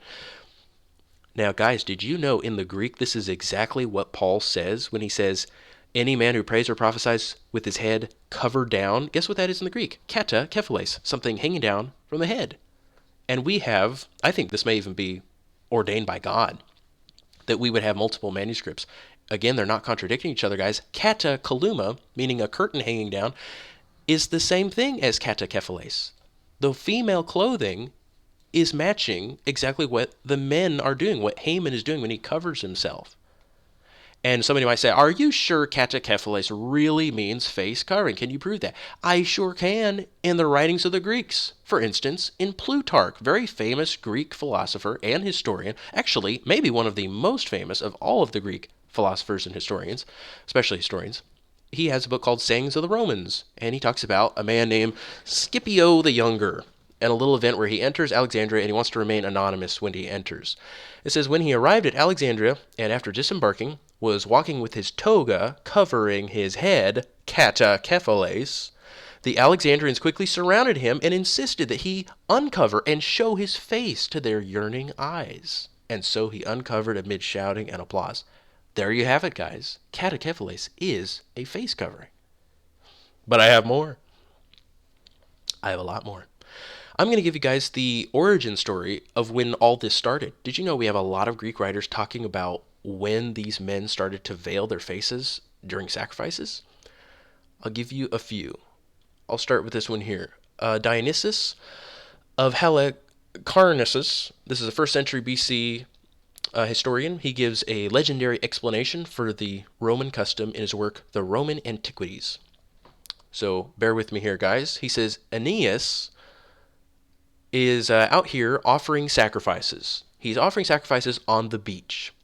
And it says, after praying, he was about to begin the sacrifice of the animal that had been prepared for the rite, when he caught sight of one of the Achaeans approaching at a distance, either Ulysses, when he was about to consult the oracle near Lake Avernus, or Diomed, when he came as an ally to Damis. And being vexed, so guys, Aeneas is in the middle of offering a sacrifice, and it says, and being vexed at the coincidence, and wishing to avert as an evil omen the sight of an enemy that had appeared at the time of a sacrifice, he veiled himself and turned back. Then, after the departure of the enemy, he washed his hands again and finished the sacrifice. When the sacrifices turned out rather favorably, he was pleased at the coincidence, and observed the same practice on the occasion of every prayer. And his posterity, that just means the people who came after him, keep this also. They keep this custom as one of the customary observances in connection with their sacrifices. It was in accordance with the traditional usage, then, that Camillus, after making his prayer and drawing his garment down over his head, wished to turn his back, etc., etc. Guess what word it's saying in the Greek here when it says he drew it over his head? It is katakephiles. Same thing, guys. And we know that he's covering his face because, for goodness sake, guys, he is hiding himself when he sees his enemy show up, passing by in a boat. He covers up his face. He doesn't want anybody to see who he is. He's trying to remain anonymous. How do we know that? Well, we have even more accounts about this same story. Here's another one. This is from an anonymous writer, but this is one of the ancient books we have going over the history of Rome. This is a book called On the Origin of the Roman People, chapter 12. And this writer says, this is a very ancient writer, he says, but in fact, Domitius says that it was, he's talking about what he was sacrificing. He says, blah, blah, blah. When immediately the pig had been sprinkled with meal and they were finishing the sacrifice on the shore, it is reported that the Argive fleet, which Ulysses was on, turned towards them. And although he was afraid, so Aeneas was afraid that he would be recognized by the enemy and be placed in danger, and he was also thinking that interrupting holy business was a terrible evil, he covered his head with a veil and completed the rites with the full ceremony. So you guys see how he's worried that he's going to be recognized? He's throwing this whole mantle over his head, covering himself, in the same way that women used to. And I've got so many quotes saying this was even considered female clothing. So if you know that women were veiling the face, which we have so many quotes talking about Greek custom of women veiling the face, I'll go over that in just a bit. Let me go over a few more. You guys know Virgil, very famous poet. He wrote a book called The Aeneid, where he goes over the whole story of this event. And it is written in a very poetic way. This is written about, 1st century BC, so about 100 years before Christ. So I'm going to read just the very poetic translation here of the Greek. It says, this is again going over the story of the sacrifice that was being done, and we're saying whether this is a face veil. It's about to describe the same event of Aeneas veiling himself. It says, and on the mountain's brow Petilia stands, which Philoctetes with his troops commands. Even when thy fleet is landed on the shore, and priests with holy vows the gods adore, then with a purple veil involve your eyes, lest hostile faces blast the sacrifice. These rites and customs to the rest commend, that to your pious race they may descend. So you can see, he says, then with a purple veil, involve your eyes. You see, guys, it's going over the face. It's hanging down from top down. That's why it goes over the eyes first, and then it hangs down a little lower. Maybe it doesn't cover your chin, but you get that it covers, the upper part of your face at least. And it continues this little poetry. It says, peace may succeed in war. Our way we bend to Pallas and the sacred hill ascend. There prostrate to the fierce Virago pray, whose temple was the landmark of our way. Each with a Phrygian mantle veiled his head, and all the commands of Hellenes obeyed, and pious rites to Grecian Juno paid. So anyway, yes, they all veiled their heads with a Phrygian mantle. That was the practice, guys. Men were veiling their heads and their faces as an actual Roman rite. Plutarch goes over the same story in his own history. He says, why is it then that when they worship the gods, they cover their heads, But when they meet any of their fellow men worthy of honor, if they happen to have the toga over their head, they uncover. He says this second fact seems to intensify the difficulty of the first. He's saying people are asking, what's up with these weird Greek customs, Greek and Roman customs of veiling your head when you're offering sacrifices, but then when you see another of your friends, you unveil if he happens to show up while you're offering a sacrifice. He says, if then the tale told by Aeneas is true, that when Diomedes passed by, he covered his head and completed the sacrifice, it is reasonable and consistent with the covering of one's head in the presence of an enemy that men who meet good men and their friends should uncover. In fact, the behavior in regard to the gods is not properly related to this custom, but accidentally resembles it, and its observance has persisted since the days of Aeneas. So he actually thinks that the whole thing about men uncovering when they see each other might not even be related to that in particular. But in any case, they all push the same narrative that this came from ancient times. Some man was offering a sacrifice to the gods, and his enemy happened to be passing by, so he covered himself quickly so he wouldn't be recognized. It's a full covering, guys, not a little token doily. It was a disguise he put on. Here's Lactantius, a church father, referring to this custom of Romans covering their head when they pray. He says, nor is it any piety to be often seen with veiled head and to turn to a stone, talking about worshiping idols. So he says, you Romans, you're always seen with a veiled head when you turn to your idols. And here is Cyprian. Cyprian also says, that religious voice has named the name of Christ, in whom it has once confessed that it believed. Those illustrious hands, which had only been accustomed to divine works, have resisted the sacrilegious sacrifices. Those lips, sanctified by heavenly food after the body and blood of the Lord, have rejected the profane contacts and the leavings of the idols. Now listen to this part. Cyprian says, your head has remained free from the impious and wicked veil with which the captive heads of those who sacrificed were there veiled. Your brow, pure with the sign of God, could not bear the crown of the devil, but reserved itself for the Lord's crown. So he's saying when you make the sign of the cross on your forehead, that is a much better crown than the devil's crown, which is a woman's head covering. And are we sure people really connected that veil with a woman's veil? They really think it's the same thing? Well, here's Melito of Sardis writing very early. He says he's writing a book to the emperor. He says, but thou, a person of liberal mind and familiar with the truth, if you will properly consider these things, commune with your own self, and though they should clothe you in the garb of a woman, remember that you are a man. So he's talking about, this is in the context of worship, by the way. I should have just read the whole quote. But he's saying, when you go to worship, listen, though they should put you, in a head covering, a woman's head covering, remember that you're a man. You guys see, they were actually wearing what would constitute as a woman's covering when they were offering sacrifices or praying. That is what Paul is referring to here when he says, men, if you do this, you disgrace yourself. But you women, if you cover yourself, you're actually bringing honor to yourself. That's why it's an abomination, as spoken about in Deuteronomy, right? That it's an abomination for a man to wear woman's clothing. Exactly. Right? You've got it. It is an abomination to exchange clothing. This is an abomination right here.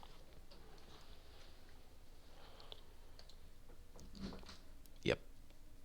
And I've even got more. Here's Tertullian.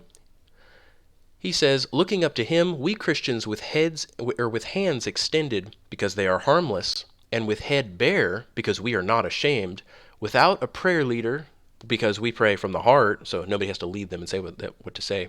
He says, we constantly beseech him on behalf of all emperors. So listen, he says, we Christians, we pray with head bare because we are not ashamed.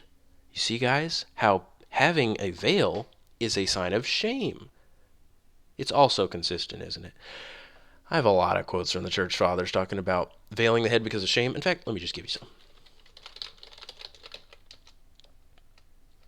Here, these are some quotes that were not in the big veil video, but I'll just go over some. Nobody's surprised to find Tertullian in here. He says, yet a thing that is thoroughly evil, not even those whom it carries away venture to defend as good. Nature throws a veil, either of fear or shame, over all evil. So again, a veil of fear or shame over all evil. He says, for instance, you find that criminals are eager to conceal themselves, or the criminals who are eager to conceal themselves avoid appearing in public. That's just what I was telling you guys. Somebody's a criminal, he's ashamed, so he covers himself. He hides his face, he turns away. Here's a different quote. He says, looking up to him, we Christians, with hands extended because they are harmless, with head bare because we are not ashamed, etc., saying that they're not wearing a veil. Here's You Origen. repeat that one twice. I know, but it's still sitting there, so I had to read it. Anyway, here's Origen saying the same thing. He says, because, he's talking in the person of Solomon's wife when she is saying, tell me where you rest at noon so that I can come see you and I don't have to go veiled. She actually says this in the Song of Solomon. She's saying, just tell me exactly which road you took. That way I don't have to pass by anybody else. I don't have to run into anybody else. He says that she says, for unless you tell me, I shall begin to be a vagrant, driven to and fro. While I am looking for thee, I shall begin to run after other people's flocks. And because these other people make me feel ashamed, I shall begin to cover my face and my mouth. And I show not my naked face to any save you only. So again, Origen connects veiling the face with shame. You guys see? Being shamefaced. Cover my face and my mouth. Here again, he says, hence we say that the veil, he says, hence we say about the veil, that shame is the veil. For insofar as we have, and speaking very mystically here, for insofar as we have the works of shame, it is clear that we possess the veil. According to the 43rd Psalm, and the shame of my face veiled me. He says, I have set forth that he who does not have the works of shame does not have a veil, which was just what Paul says. But we all with an unveiled face behold the glory of the Lord, etc., etc. This is very mystical, but I'm just making the connection here when he's talking about shame, that if a person has shame, then they cover their face. Here's Ephraim the Syrian writing in the 300s. This is a list of quotes I put together kind of randomly. There are many more quotes on the subject, but I need time to organize them. Ephraim says, he puts on garments of shame who desires to commit fornication, that from the lust of raiment lewdness may enter and dwell in his heart. Make not snares of your garments for that which is openly wanton. Speak not a word in craftiness, nor dig your neighbor's well. Look not after the harlot. Be not snared up by the beauty of her face. She is even as the dog that is mad, yea, much more bold than it. Modesty is removed from her face. She knows not what shame is. Here's John Chrysostom. He says, it follows that being covered is a mark of subjection and authority, for it induces her to look down and be ashamed and preserve entire her proper virtue. And he says, among other things, he has one sermon where he's talking about being ashamed. He says, after this, do we not feel shame and hide our faces? He's talking about being put to shame when somebody sees somebody being more righteous than they are. He says that in suffering the most shameful things for him whom she loves, she does not even count the thing an unseemliness.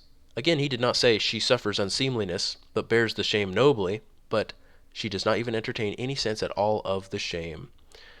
He says, and far from hiding their faces, blah, blah, blah, blah, blah, blah, blah, blah.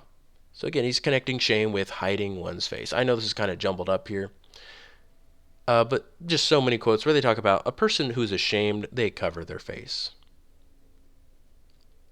Many quotes, many quotes. But then we just have the most explicit ones, which we put on the channel, which talk about veiling the face. I'm just going to read you some quotes from the Church Fathers now. Let's do it. Let's just read some quotes. I'm going to scroll up a little bit. We're just going to read the heavy hitters. We just put a little preview at the top of the page.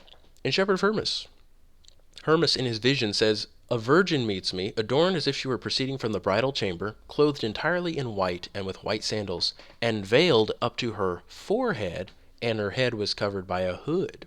By the way, this duo of veil on front and then hood on back covering, the side and top of the head is a very common duo you'll see throughout all the Church Fathers' description of veiling, that they wouldn't just have something on the front, but they would also have a hood. Very common. If somebody asks, how is it that she can be veiled up to her forehead? Why isn't the veil going past her forehead? It says a little bit further on that he could see her hair. He says that she had gray hair, and he could understand that the reason why her hair was white and why she was elderly is because she symbolizes the ancient church. This is actually a vision of the church. So the reason why the veil only went up to the forehead is because God wanted to let her hair be visible so that you could see that she was old. And again, showing the hair is not immodest, guys. So this is not a problem. In fact, this is a great verse showing you that you don't have to worry about covering the hair. The hair can be exposed. But it is on the face. That's why I showed this verse here. This is a face veil. This is not on the back of the head. This is on the forehead. Here in Irenaeus, he is refuting a heresy, and he even quotes from his version of 1 Corinthians 11, and something very peculiar exists in Irenaeus' version of 1 Corinthians 11. Irenaeus says, in the same epistle, when Paul, says, a woman ought to have a veil upon her head because of the angels, Moses rendered manifest when he put a veil upon his face. Wow. Well, aside from the fact that he clearly connects a veil on the head with Moses putting a veil on the face, aside from that, that should be pretty convincing in itself. What about the fact that Irenaeus' copy of 1 Corinthians 11 says a woman ought to have a veil upon her head? You guys know that in 1 Corinthians, in most of our copies, that's not what it says. Instead, it says a woman ought to have authority on her head because of the angels, not a veil on her head. Irenaeus' copy says she ought to have a kaluma on her head because of the angels. It's the same word that Moses has. He has a veil on his face, a kaluma. Isn't that odd? But guess what, guys? Irenaeus isn't the only one. I found out, and in fact, all the information was already sitting for me on Wikipedia. They said many manuscripts of the New Testament, of 1 Corinthians 11, contain a different word here. Not ought to have authority on the head, not that she ought to have authority or power on the head, but rather that she ought to have a veil on her head. And they give a list of church fathers who say that. For instance, they say, in addition to Irenaeus, church fathers including Hippolytus, Origen, John Chrysostom, Epiphanius, Jerome, Augustine, and Bede, who lives in the 800s, they all write verse 10 using the word veil, kaluma. Isn't that interesting, guys? Did you know to this day, the Catholic version of the Bible, the RSV, their version says, it's the only one I know of that says a woman ought to have a veil on her head because of the angels instead of authority. But guess what, guys? There is no contradiction. Do you understand? In their mind, having authority on the head or having veil on the head are exactly the same thing. There is no contradiction. That's kind of how I understood it, anyways. Whenever I read authority, I kind of just already thought, "Oh, he's talking about the veil here when he talks about authority." Yes, So pretty many straightforward. many ancient manuscripts have it though, guys. And by the way, if this really is how the Bible was written, let's say Paul actually originally said ought to have kaluma on the head, guys, the argument's finished. It's a face veil. There can be absolutely no doubt about it. But people fight over it because they want to say, well, when Paul says a woman ought to be hidden, he wants the face exposed, but everything else hidden. I mean, so ridiculous. What is more So, important to cover than the face? so if Paul really wrote veil, then you're saying it would be game over in this instance because he says a woman ought to have a veil upon her head because of the angels, and if the veil is upon her head, and he's referencing the angels from Genesis, then it has to be a face veil. There's no way around it, right? Well, that's also a good argument. But no, I'm saying that the word he uses here for veil is kaluma. That specifically means face veil. So Oh, I Irenaeus, see. Irenaeus and so many of the fathers in their manuscripts, so Hippolytus, Origen, Chrysostom, Epiphanius, Jerome, Augustine, and Bede all have face veil. In their there says a woman ought to have a veil on the head, and it specifically means a face veil. But isn't against heresies in Latin though? No, no, all Really? it's in Greek. Really? I thought it was in Latin for some reason. Is there like two versions or only in Greek? Irenaeus is a Greek writer. No, I know. I just thought that it was translated to Latin and then that's what we have. Okay, then. Even the Never mind. Latin Greek word, or even the Latin word velum, is the equivalent of kaluma. Okay, got it. Yeah, Thank you. it means curtain. Velum means curtain, and kaluma means curtain. Yeah. This is quite shocking. But guys, he clearly connects Moses' face veil with the veil that a woman ought to wear. Okay, so we'll go a little faster now. Shepherd of Hermas, absolutely face veil. Irenaeus, absolutely face veil. Clement of Alexandria says, let the woman observe this further. Let her be entirely covered, unless she happen to be at home. Nor will she invite another to fall into sin by uncovering her face. Again, he says, it has also been enjoined that the head should be veiled and the face covered, for it is a wicked thing for beauty to be a snare to men. Notice, guys, no mention yet of prayer veil. That concept didn't exist. If you brought that up to people and they said, but Paul said it's disgraceful to be unveiled when praying and prophesying, and therefore that's the only time to be unveiled. They say, or to be veiled. They say, what? What are you talking about?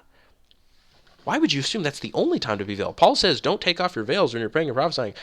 And you think we can go around unveiled all the time and that's the only time to be veiled? I mean, I think if Paul heard that that's how we interpreted his words, he'd say, okay, forget what I said.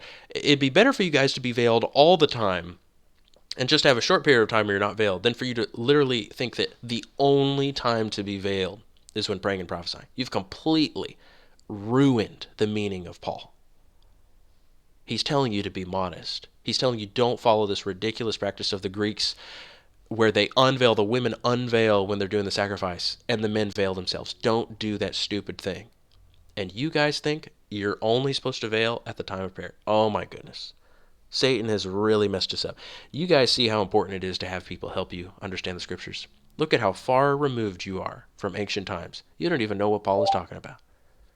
I think about Adam and Luke. Honestly, I think about Adam and the things that he has mentioned, calling it insane, and then because in his video he mentions, yeah, what does he mention again?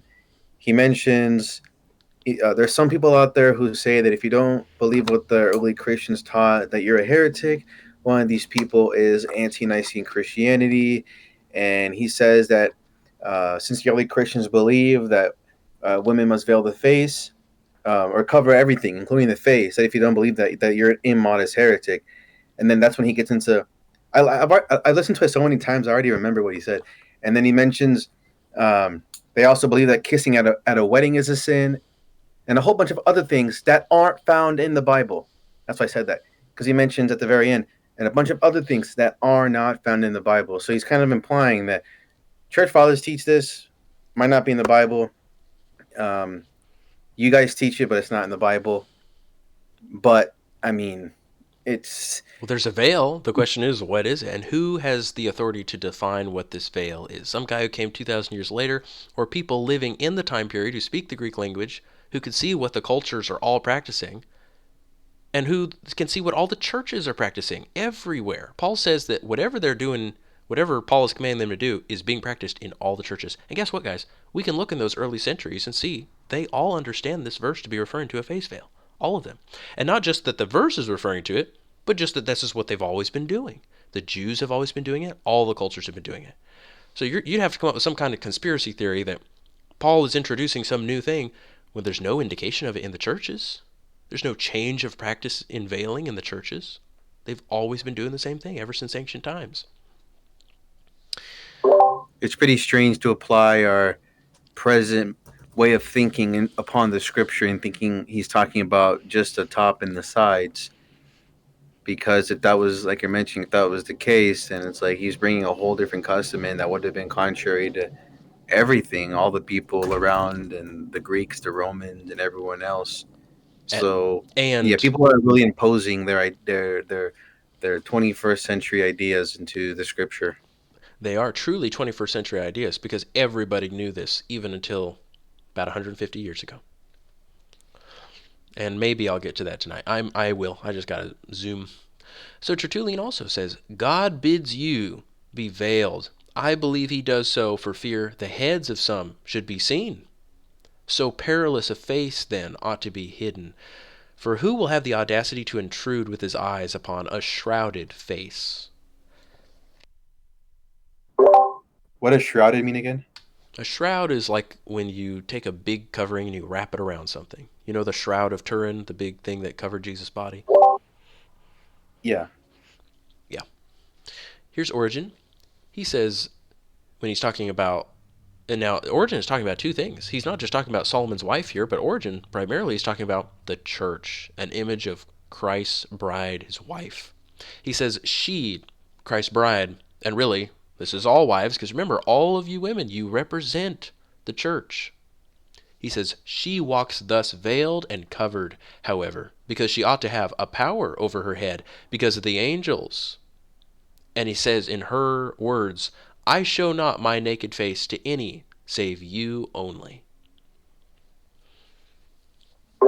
Is it wait, Luke, real quick?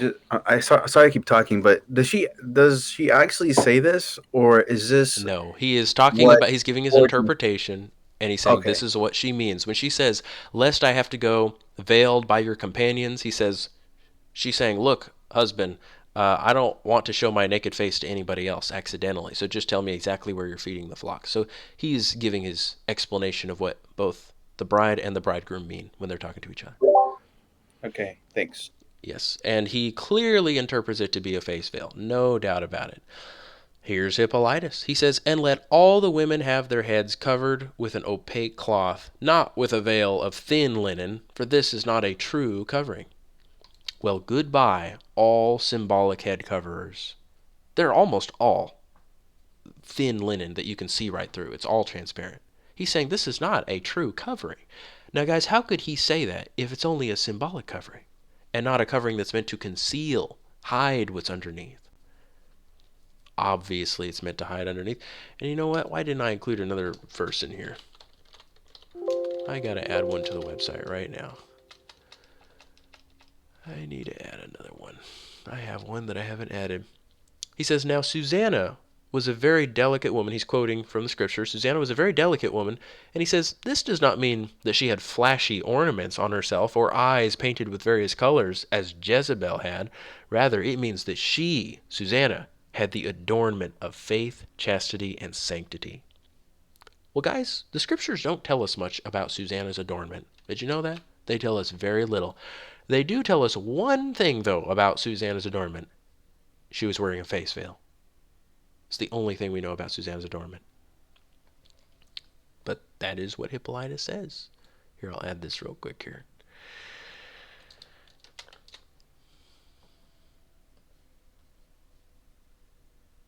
All right, we continue. Apostolic Constitutions.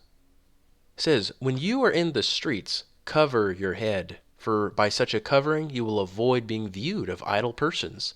Look downward when you walk abroad, veiling yourself as becomes women. Notice it's not just married women, it's not just virgins, it's women. And he says, they say, she is to veil her face and conceal it with modesty from strange men. That's from Book 1, Section 3.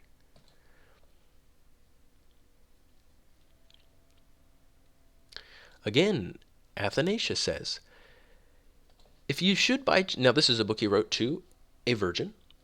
He says, if you should by chance meet someone, let your face be veiled, covered up, bent down, and do not lift your face toward a person, but only towards your God. Then, in a manuscript that I found online, I only found it because a Catholic was quoting some crazy stuff about Mary, attempting to say that she was sinless, and so I went and looked up the book, which doesn't exist anywhere in English online. But guess what? We have technology, and I translated it. It was written in Coptic, but I translated it, and it talks about Mary and how extremely secluded she was at all times and how modest she was. Listen to what Athanasius says about Mary. He says, Mary was therefore a pure virgin. She did not desire to be seen by men. Instead, she remained diligently at home, living a life of seclusion like a honeybee. She left no part of her body uncovered. And when he says that, guys, he means it. That's why when he was talking to the other virgin, he says, let your face be veiled, covered up, bent down, and do not lift your face toward a person. The instructions that Athanasius gives to that virgin are no different from what he would give to all virgins. Mary here is exactly like that virgin. In fact, Mary is the example to all women. This includes the hands like wearing gloves too, or Well, I've got a lot of images here. Here, 1 second. Let me pull up some images. I have a big, beautiful stockpile of images about veiling. of course you do. All right, let me pull this Why up wouldn't here. you? Let me grab one. Okay, we'll have a little bit of fun tonight. We'll go over some veils. All right, back to sharing screens. Sorry about that. I just don't want you to see anything you're not supposed to see. Fortunately, some of these statues, I did make a collection of flute girls. Oh my goodness, guys. I can't believe the things I have to do to prove that a little thing on the back of your head is not a veil. Guys, there was this class of women who were basically slave girls in ancient Greece and Rome and just around the world. A lot of them were called flute girls. And guys, it was horrible. I mean, they have statues of them. They have some art of them, but they were just these poor girls that were required to do favors for their masters, and they'd play flutes and they dance and do stuff. And guys, they'd have a little thing on the back of their head, just this tiny little hairnet. They just put their hair in a hairnet.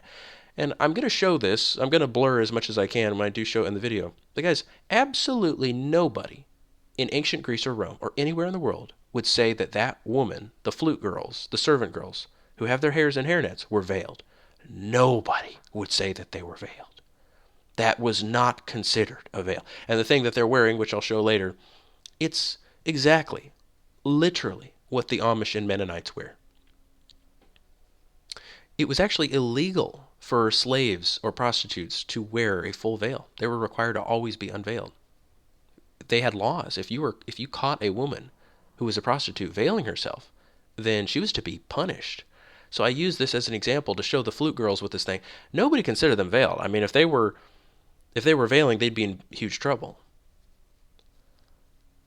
It's just sad that they consider that little thing on the back of the head to be a veil. Doesn't really make sense. If a prostitute was covered, that she would get punished for that. Is there? Maybe I'm lacking understanding here, but do you have like a Well, quick like? not Christians. I mean, Christians and Jews were not doing that. But it was because when somebody was of a lower class, then they didn't want that person going and parading around like a respectable person, especially prostitutes. They were not allowed to veil themselves because that was getting to hide themselves, hide their identity, have a good reputation still. But rather they required that a woman who was living like that she be degraded publicly for her profession. And likewise the slave women, they didn't get to cover themselves up. They were considered the property of their owners in their house. So, yeah, no veiling for them. Only respectable women were veiled. Mm. I Okay. mean, it shows how much the standard has shifted, right? These prostitutes, they were dressing more modest than women today, and they were considered of the lower class. They weren't even allowed to be called um to be with the respectable woman, like in a sense that in the same class, you know. It's true. It was forbidden. And I did show a little bit of that in the video, but I've got a lot more now. Okay, somebody's asking, or Brian, you're asking about veiling the hands. Yeah, they even veiled the hands. Look at this. I've got a bunch of pictures of women, Greek women, who do practice the face veil, which I can prove. But first, we're just going to look at them. Notice how they wrap up their hands in their garments. This is a very common thing you see with the face veiling women. There's big boy Caesar. He's about to pull his thing over his face. But she's got one hand covered up, the other hand just barely poking out. But definitely no arms. Like they never showed arms. Maybe just a little bit of fingers were showed. This is a woman. Let me give you. Okay, see how hand is all wrapped up? This is a Greek woman, hand wrapped up in the clothes. So they The never. the left hand, right, or the one on the right on screen? You mean? Right. Okay. Yes, is what I meant to say. Yeah, this one is showing her. Now, guys, obviously you can get both arms, both hands totally wrapped up here. Now, I'll go over this in just a second. The question of why in art they would show the faces of women, even though it was a law for them to be veiled. We'll go over that. It just does seem to be that people have always been far more liberal in paintings and sculptures of women. I mean, guys, you know that the Greeks and Romans are known for depicting all kinds of extremely lewd things. I don't think it's every Greek and Roman that's doing it. I think it's some sculptors are just particularly lewd. And they didn't consider that to be as, well, just as shameful as an actual woman who is being shown off. They would say you can show in art, but actual women need to be dressed modestly. And unfortunately, people today will look at art and they'll say, well, that's proof of how women always dressed. That's ridiculous. You can't take art and say that this art is proof that women didn't veil the face. We know from the actual accounts of people living in these days that it was a command. It was a law to always be veiled. So I mean, I guess if you're going to be stubborn, you can always choose the art. But you could choose the art and your speculation about what the art is depicting. You could choose that over the reality of the laws that women really were required to be veiled. But one of my responses would be, these women who are unveiled in the art, they're depicting women who are unveiled not in public. I know that sounds like a funny argument, but these women who are unveiled, I mean, this is what they would do when they were in some safe environment, not in public. But notice something. In a lot of these images, you see these women like grabbing the side of their veil. And I've read a couple books now. I read one called Aphrodite's Tortoise, where one of these scholars, it was a long book, he goes over so many statues, so many pictures, and he says, historians agree that this thing that they're doing with the hand grabbing their hood, grabbing the cloth, this loose cloth on their tunic, they say this is called the veiling gesture. And this guy who wrote this book, the scholar, he made the case that these women were face veiling.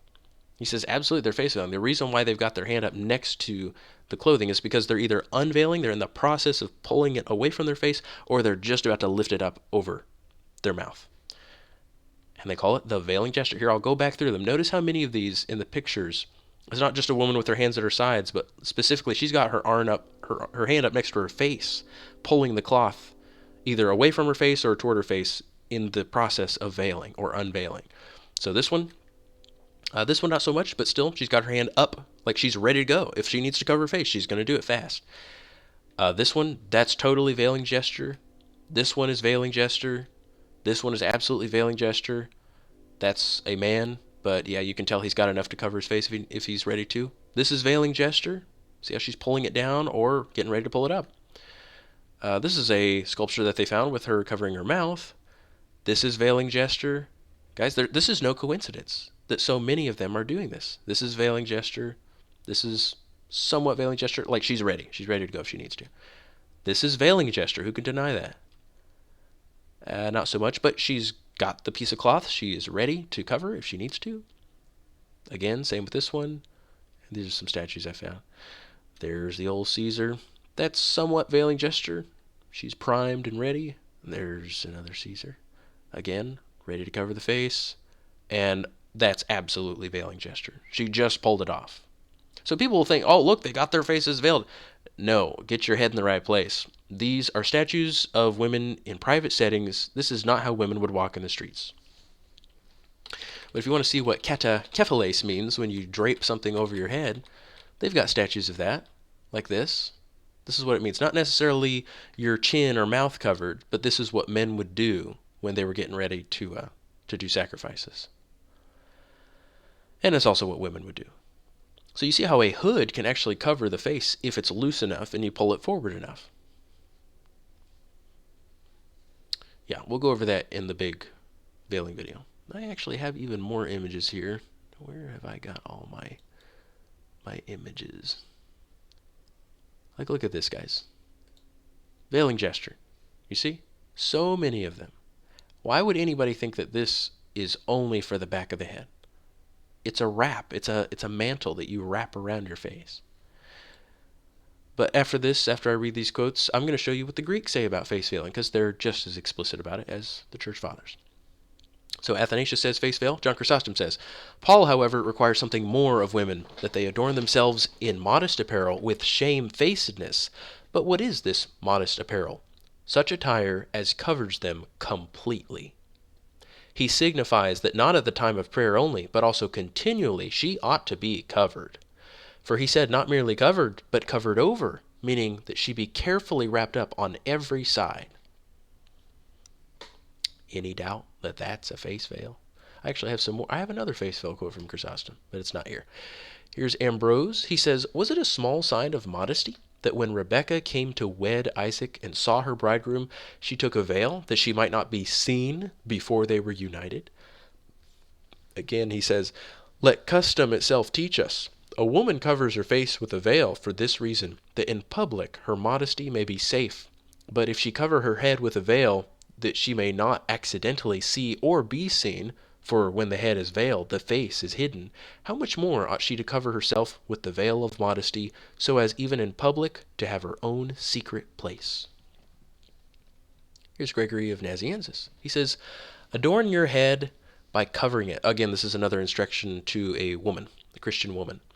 I don't think this woman is a virgin, though. He says, "Adorn your head by covering it, your brow by keeping it restrained, your eyes by bowing them down and glancing about with decency, and your whole face with the hue of shame." He says, this is again his funeral oration to his sister who died, and you guys have got to read the whole thing. He talks about how extremely modest this woman was, that when she, well, I'll just read it and then I'll tell you what happened. He says, "Who was more deserving of renown, and yet who avoided it so much, and made herself inaccessible to the eyes of man? Listen, you women, addicted to ease and display, who despise the veil of shamefastness." Sometimes they say shamefacedness, and sometimes they say shamefastness, but it's the same thing. Yeah, the story of Gorgonia, his sister, is that she had been a very righteous, modest woman. She was married, had children, and then one day she was going, she was in her carriage, and the mules went crazy that were pulling her carriage, and she ended up getting all bruised and beat up when the carriage crashed, and she was seriously injured, like broken bones and a lot of things.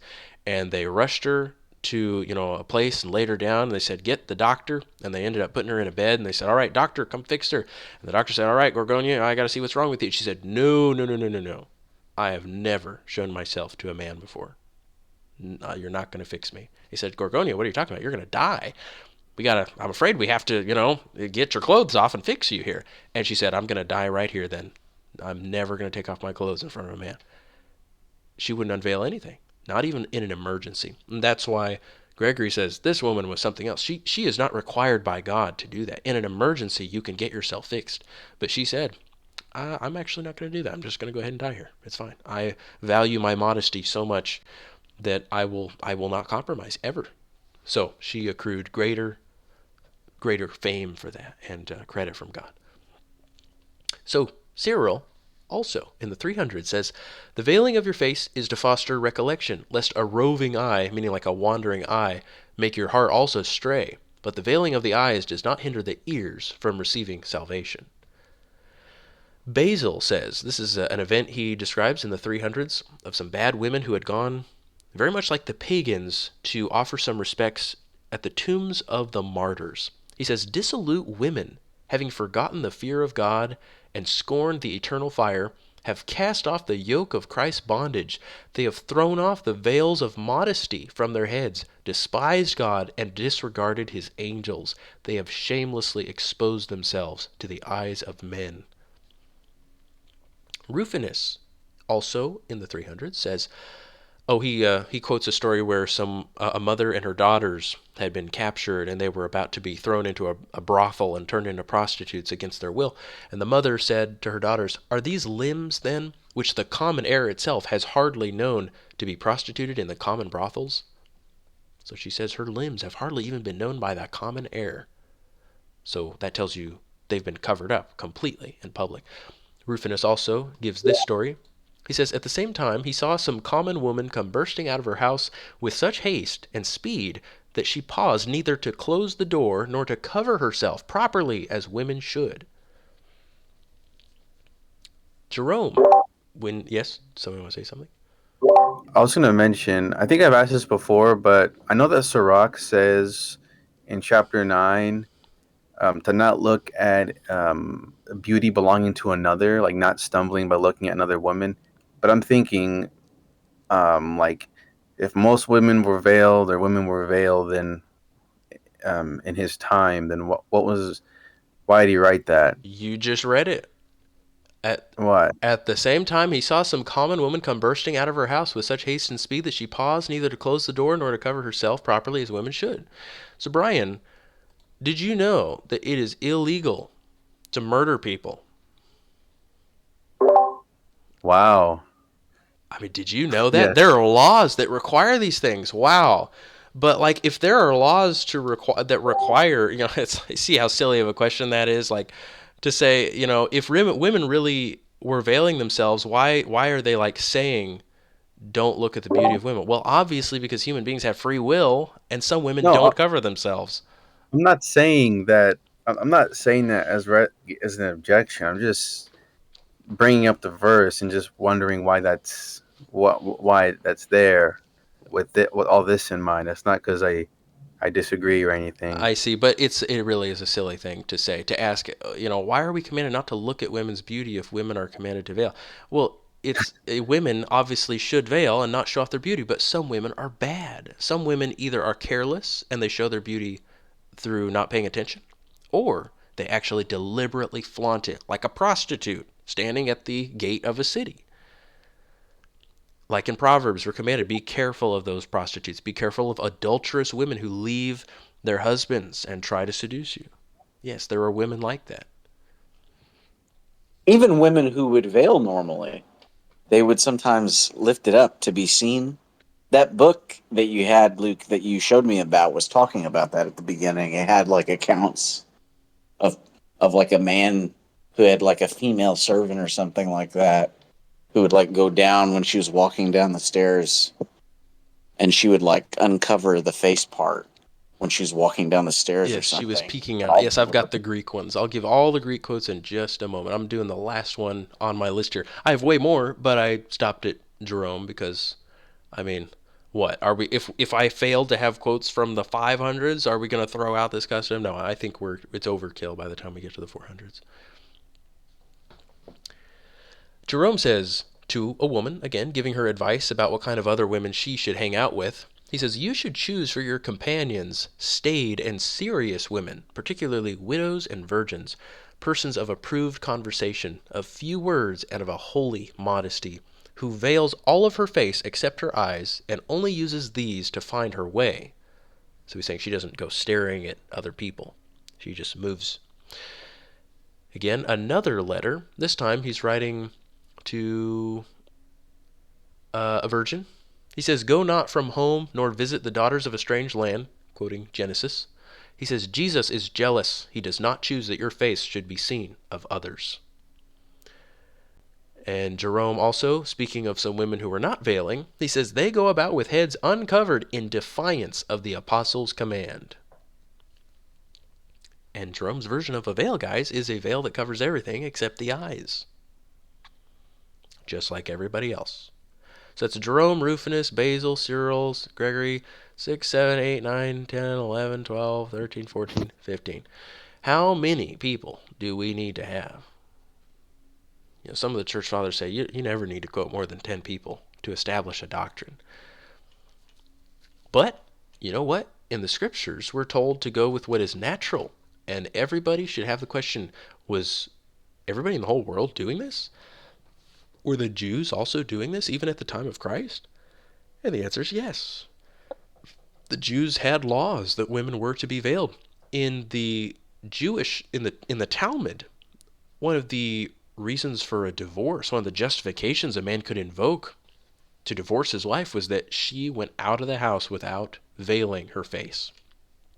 And I'll read that to you. Let's go down here.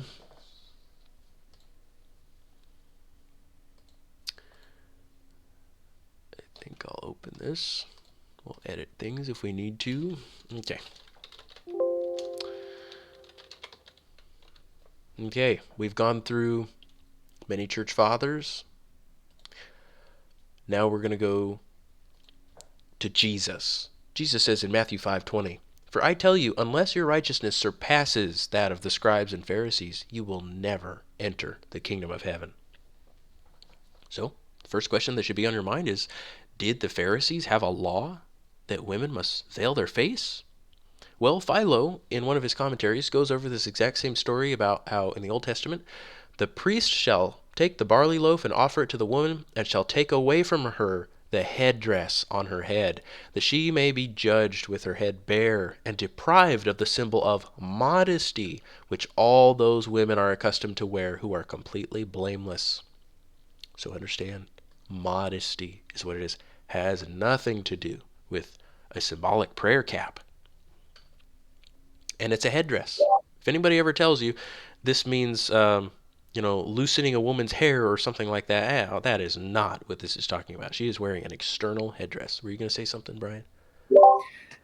That what he says here reminds me of what I mentioned earlier with Susanna, and he's referencing the verse from Numbers as well, right? Numbers Yep, 5. exactly. So it's like I think all these verses, these two scriptures, and then what he's saying kind of just backs up the whole thing and like adds to it. Yep, and is it a face veil? Well, listen to what he says. But if she, the adulteress, but if she be convicted by her own conscience, let her cover her face, making her modesty the veil for her iniquities. For to persist in her impudence, her boldness, is the very extravagance of wickedness. So he says, woman, if you actually already know that you're guilty, just keep yourself covered and just confess it. Don't go through this whole thing. Don't actually expose yourself to the crowd. Just stay veiled and say, I did it. Get it? Yes, he talks quite a bit. I'll just quote a few of these here. He says about how women ought to act. He says, marketplaces and council chambers. Oh, have I mentioned, by the way, that Philo is one of the most respected Jews? He was the most respected Jewish philosopher of his time. And nowadays, the Jews don't like him at all because, according to the church fathers, he actually became a Christian. He met the apostles. So, yeah, he was very much a Christian in all of his philosophy. He had a Christian way of thinking. So they don't like him anymore. But at that time, Philo was the most celebrated Jew of that time period. So when he gives commentary on things like this, commentary on the Old Testament, and when he talks about what Jewish custom is, he is an expert on these things. He knows what the Jews are practicing. He says marketplaces and council chambers and courts of justice and large companies and assemblies of numerous crowds and a life in the open air full of arguments and actions relating to war and peace are suited to men, but taking care of the house and remaining at home are the proper duties of women, the virgins having their apartments in the center of the house within the innermost doors, and the full-grown women not going beyond the vestibule and outer courts. He says, but let her, the woman, let her cultivate solitude and not be seen to be going about like a woman who walks the streets in the sight of other men, except when it is necessary for her to go to the temple, if she has any proper regard for herself. And even then let her not go at noon when the market is full, but after the greater part of the people have returned home. So you see how, remember, Rebecca did that? She went out to get water when it was evening time. He says, like a well-born woman, a real and true citizen, performing her vows and her sacrifices in tranquility, so as to avert evils and to receive blessings. You see how this is all about modesty.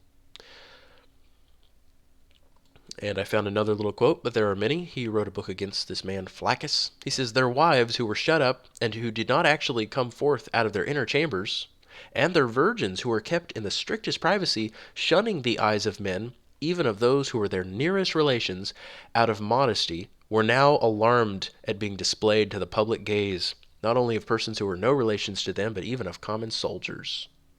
Do you guys understand how women used to live? They did not, Jewish women did not go outside. If they went outside, it was because it was an emergency. And they tried to wait until the sun went down. And virgins, they were even more secluded than their mothers.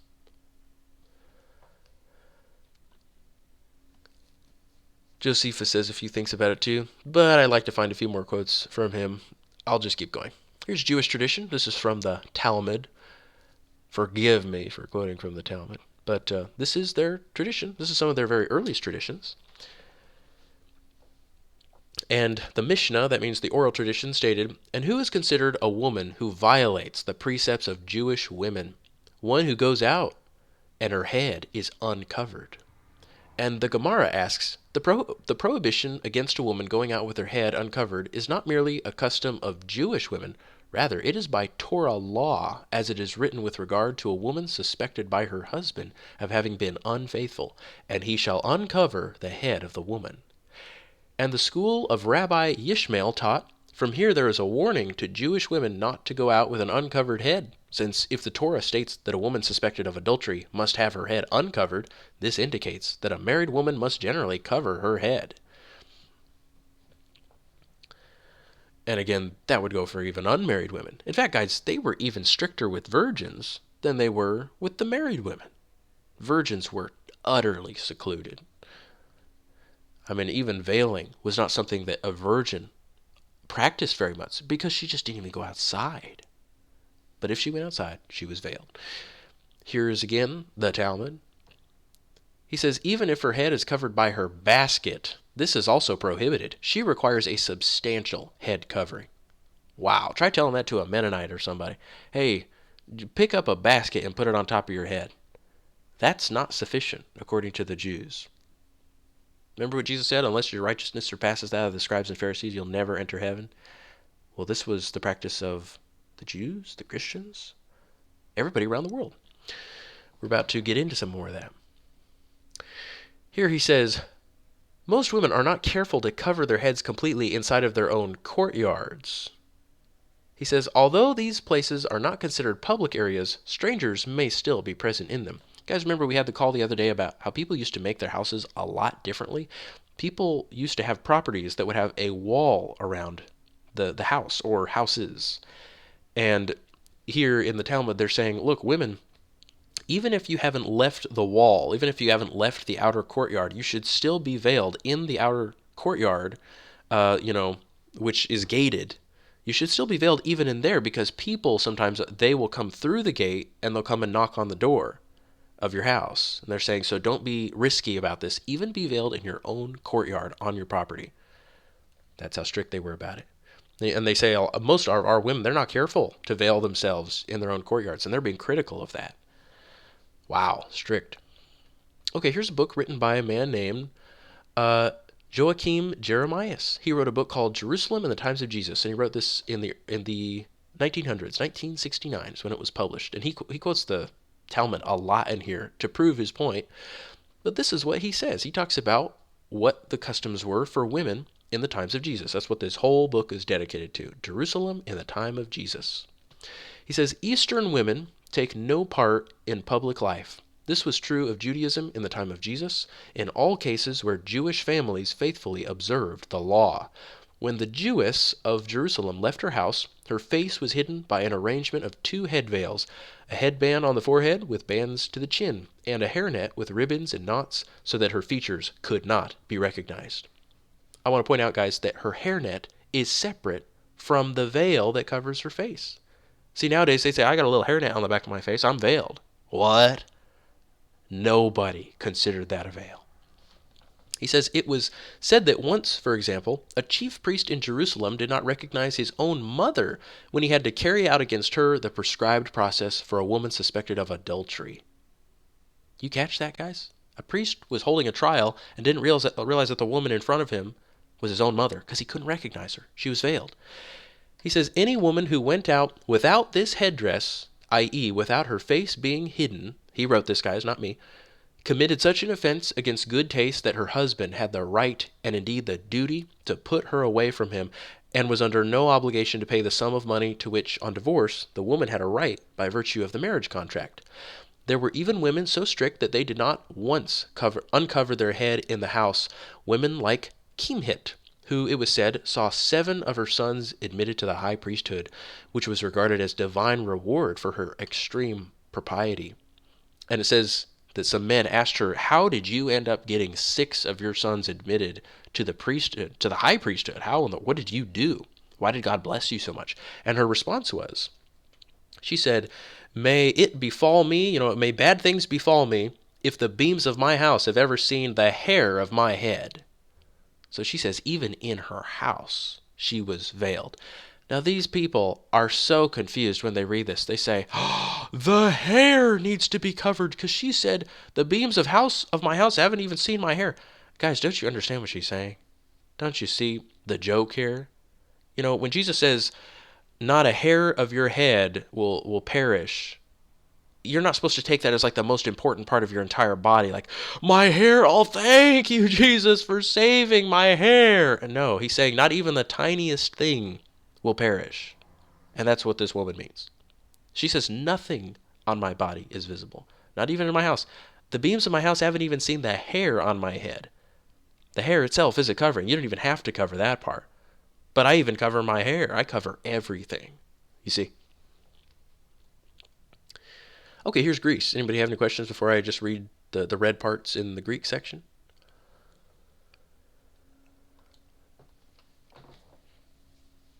Everybody hear me okay? What did you ask? Oh, just asking if you guys have any questions. I'll keep going if you don't. No. We're officially on veiling around the world. Did the Greeks veil? They sure did. Dio Chrysostom. I'm just going to read the red parts, guys.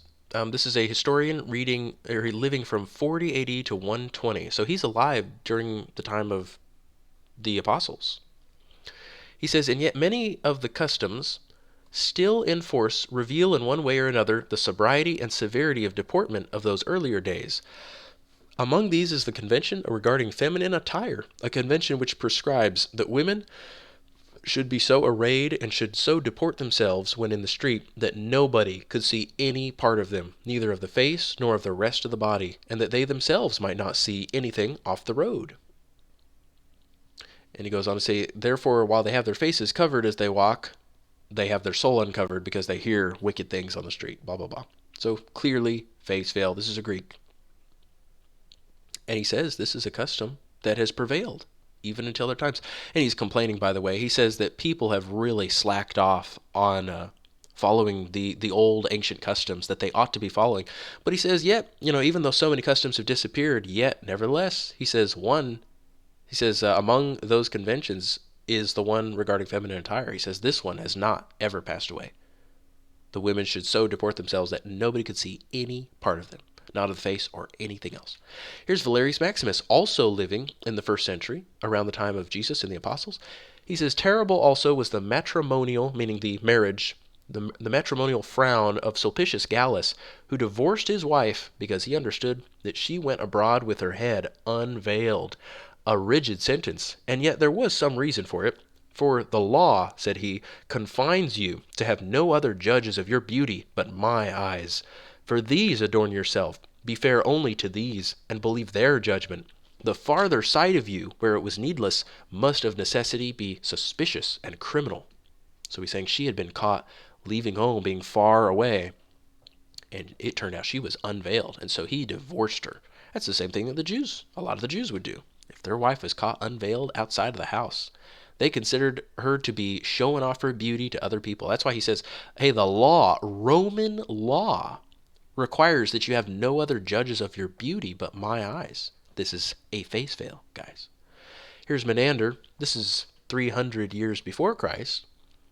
Menander in 342 BC wrote a book. He wrote a play. There are a lot of plays in here.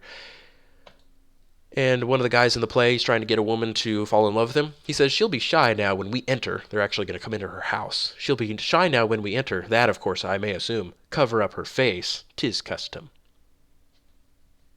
And his friend says, she perhaps won't give in, you understand me, offhand, at the first assault, for she comes as no mere flute girl, nor degraded courtesan.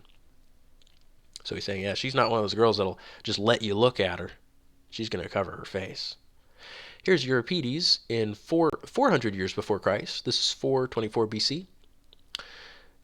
In his story in his book called Hecubus, he gives a story about a woman, and she goes to ask a man for help.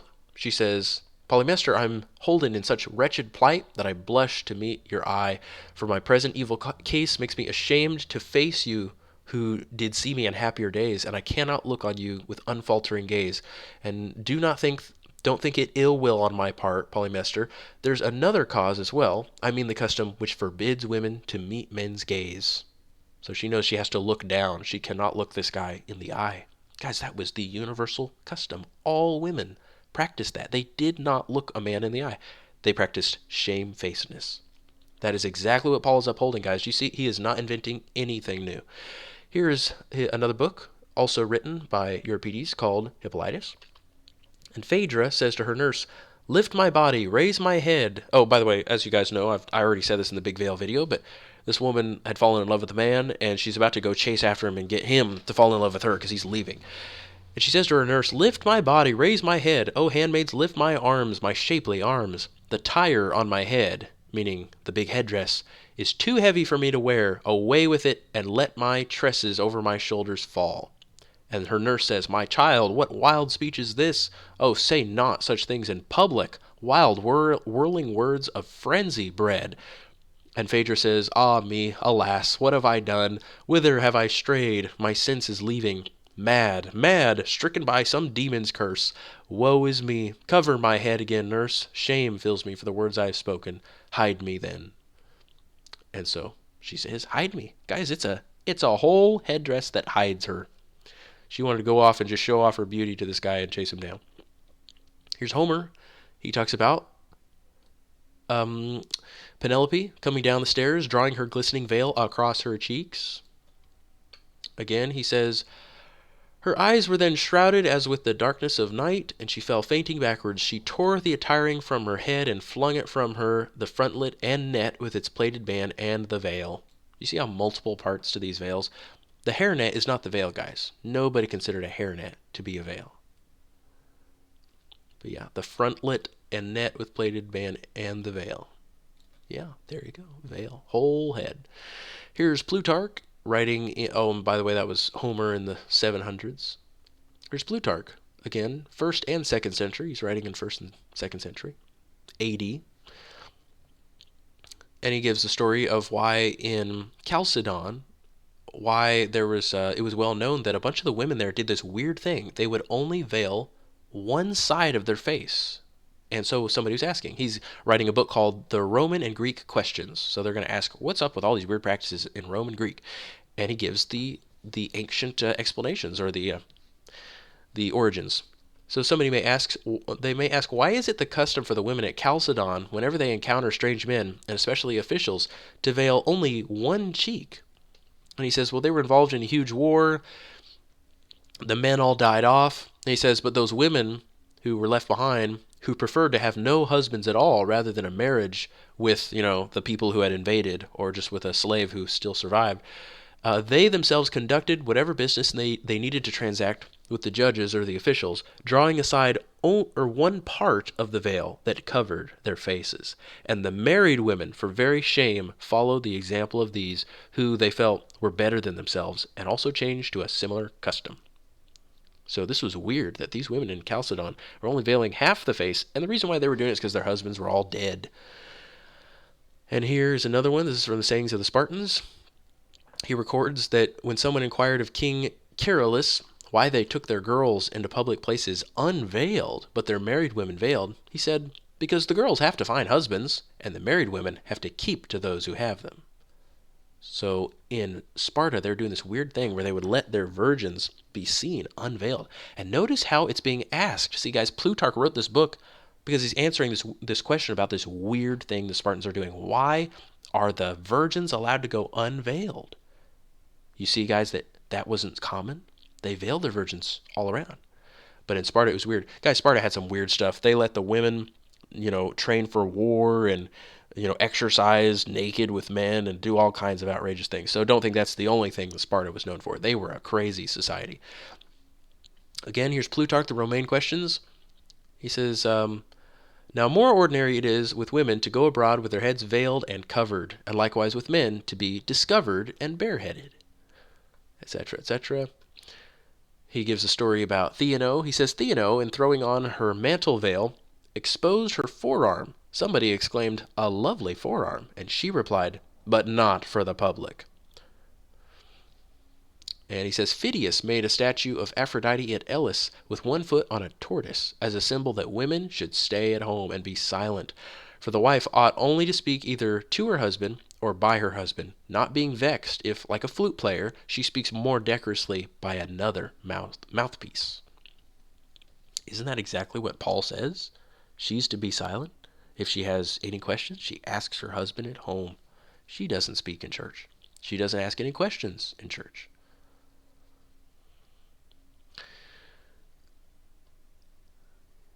Yes, yes. Many quotes. Here's Theognis, another playwright or poet. He's writing about 500 or 600 years before Christ. He says in his little story, he embodies a woman in the story, and she says she sees this vile person. She says, "I hate a bad man and pass by, veiling myself, keeping my mind as light as a little bird's." So if she sees a guy in the street, ugh, veil that face. Some weird guy who's ogling her, attacking her, just annoying her in the street like people do. She veils herself and just walks by and ignores him. Here's Aristophanes writing about 400 years before Christ. And this is the story about the women who are trying to give good advice on how to stop the war, but the men are not listening. She says, "Up to now, through this long war," Lysistrata says, "we kept silent about all those things you men were doing. We were being modest, and you did not allow us to speak up, although we were not happy. Why should we delay? If you'd like to hear us give some good advice, then start to listen. Keep your mouths quite shut the way we did. We'll save you from yourselves." And the magistrate says to Lysistrata, "Me? Shut up for you? A damned woman with a veil on your face, too? I'd sooner die." And she says, "If it's the veil that's the obstacle, here, take mine. It's yours. Put it over your face, and then shut up." So she's very disrespectful. But yeah, she's got a face veil, as they all do. Here's Nonius writing in 400 AD. Wow, this is 400 years afterward, but he's writing poetry. And he's writing a story about the Greek gods, as usual. He says, "As he stood there, the maiden, guarding her restless gaze from Dionysus, hid her shining cheek beneath her cloak, and yet this inflamed Bacchus even more, for the servants of Eros gaze all the more intently upon modest women, and desire them even more when their faces are hidden." So that's a sicko. That's why he says the servants of Eros. That just means erotic love. Those guys, they really go after a modest woman. Wicked. Here's Plato. Do you guys know Plato talks about face veiling? He sometimes uses it as an analogy. Sometimes he refers to the argument as a woman, and he'll say the things like, "Then the argument turned aside and veiled her face." During his discussion here, he says, with Phaedrus, Socrates says, "I will veil my face and gallop through the discourse as fast as I can, for if I see you, I shall feel ashamed, and not know what to say." And later he says, "And this I will attempt not as before, veiled and ashamed, but with forehead bold and bare." Face veil, guys. Face veil. You feel like it's overwhelming? We're going to keep going. Apollonius Rhodius, he's the one who wrote the famous book, Jason and the Argonauts. He says, "The maiden, looking sideways behind her shining veil, glanced at him with wandering eyes," etc., etc. He says, "And with bare feet she sped along the narrow paths, with her left hand holding her robe over her brow to veil her face and fair cheeks, and with her right lifting up the hem of her tunic." Face veil. This is another writer, Polybius, 200 years before Christ. "For he took Danae, the latter's mother-in-law, from the temple of Demeter, dragged her through the middle of the city unveiled, and cast her into prison." You see what a shame it is to be dragged in public in the middle of the city unveiled? That's because all women were veiled in public. Here's Lysias. He talks about this madman who attacked, he broke through the doors of his sister and nieces. He says he broke down the doors, this drunk guy, and he entered into the area the women use. Within were my sister and my nieces, who had lived such well-ordered lives that they were embarrassed even to be seen by their relatives. These women were secluded. They were so well-ordered, he says, they didn't even want to be seen by their relatives. Wow. Here's Cicero. I was just randomly reading some of his letters, and I came across a few things. He talks about veiling. He says, he's speaking metaphorically here. He says, "For everyone's real character is covered by many wrappings of pretense and is concealed by a kind of veil. Face, eyes, expression very often lie. Speech most often of all." So he talks about veiling, men being veiled or people veiling things. And he talks about face is what's veiled. Nobody knows about a symbolic thing you put on the back of your head. Wow, Satan is so clever. How has he reversed common sense? Middle Assyrian law. Guys, about 1,500 years before Christ, in Assyria, it was a law that all respectable women be veiled if they go out in the street. It says married women, widows, and Assyrian women must not have their heads uncovered when they go out into the street. Daughters of status must be veiled, whether by a veil, a robe, or a mantle. They must not have their heads uncovered. A concubine on the street with her mistress is to be veiled. A hierodule, which is a prostitute, A hierodule who has gotten married must be veiled on the street, but a single hierodule must have her head uncovered. She may not be veiled. A harlot is not to be veiled. Her head must be uncovered. Any man who sees a veiled harlot is to apprehend her, produce witnesses, and bring her to the palace entrance. Although her jewelry may not be taken, the one who apprehended her may take her clothing. She shall be flogged 50 times and have pitch poured on her head. Now, obviously, guys, we're not going to hurt anybody who's not veiling, but we're just telling you this was the law in ancient times. This was actually quite common all around. Women were required to be veiled. Prostitutes could not veil. If you saw an unveiled woman, you just assume she's either a slave or a prostitute, because they're the only ones not veiling.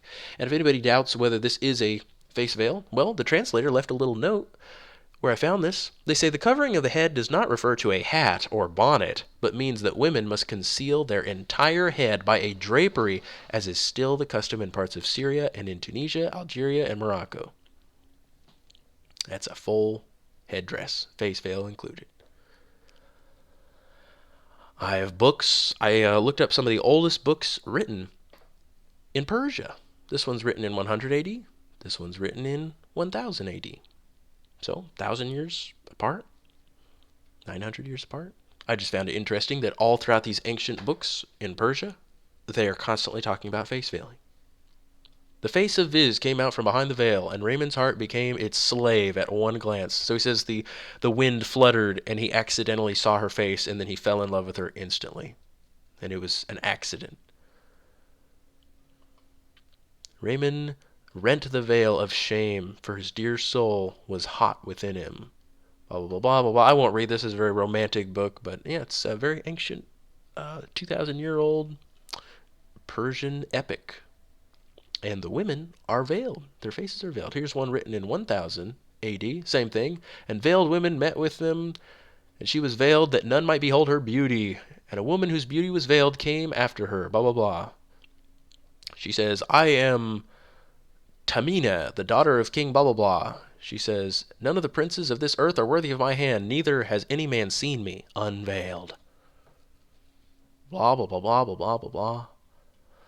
Here is India. As you guys know, in some of the sacred Sanskrit texts, they're religious texts in India, which are very old. This one, for instance, is dated between 1500 and 1000 BC, so that's before Christ. There's a story about one of the gods cursing a man to become a woman, and this is what he says to the man after the man is cursed. The god says to him, God made you a woman, so that you shall lower your gaze, do not look at men, keep your feet close, cover your head, and do not disclose what the veil conceals. And then in another book, a woman is speaking. She's praying, and she says, O Lord, are you not indeed enraged in seeing me on foot in this way, out through the city gate, unveiled, and come on foot in the way? O lover of your consorts, look at all your spouses who come out with their veils dropped off. Why are you not getting enraged in seeing this?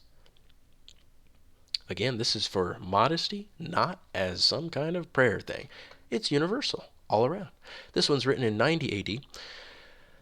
This is two of these books. One of them's written in the 700s, or maybe early 800s, and another one is written in the 1st century. So almost 1,000 years apart.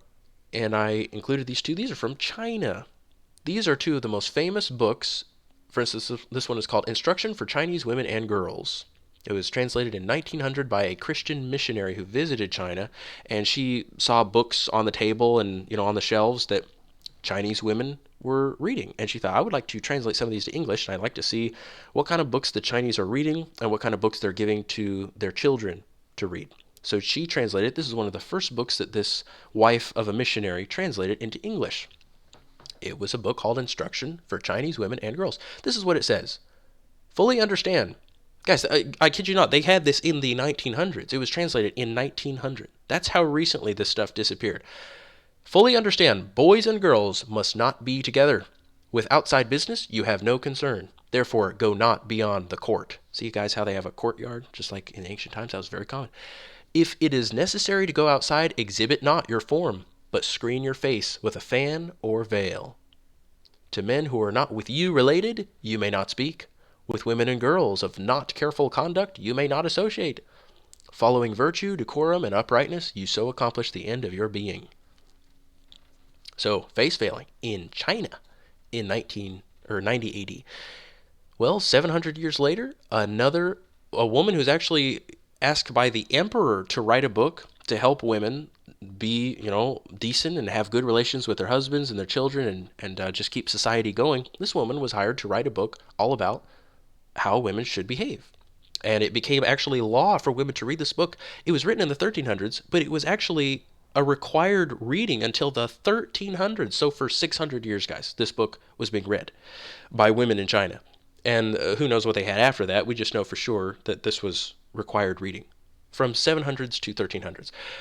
And it's almost exactly like what you just read here by Peng Tai Ku in 90 AD. So this woman's named Song Ruozhao, and this is what she says to the women in the 700s, or late 700s. She says, when walking, don't turn your head. When talking, don't open your mouth wide. When sitting, don't move your knees. When standing, don't rustle your skirts. When happy, don't exult with loud laughter. When angry, don't raise your voice.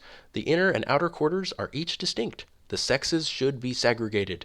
Don't peer over the outer wall or go beyond the outer courtyard. Wow, guys, again, people used to have courtyards, not just houses with doors where you could just walk out and everybody can see you. If you have to go outside, cover your face. If you peep outside, conceal yourself as much as possible. Do not be on familiar terms with men outside the family. Have nothing to do with women of bad character. Establish your proper self so as to become a true human being. Daughters remain behind in the women's quarters and should not be allowed to go out very often, etc., etc. And don't allow them to go on outings, lest some scandal spoil their good names. Wow. So, China, India, Persia, Greece, Rome, Assyria. I could get more.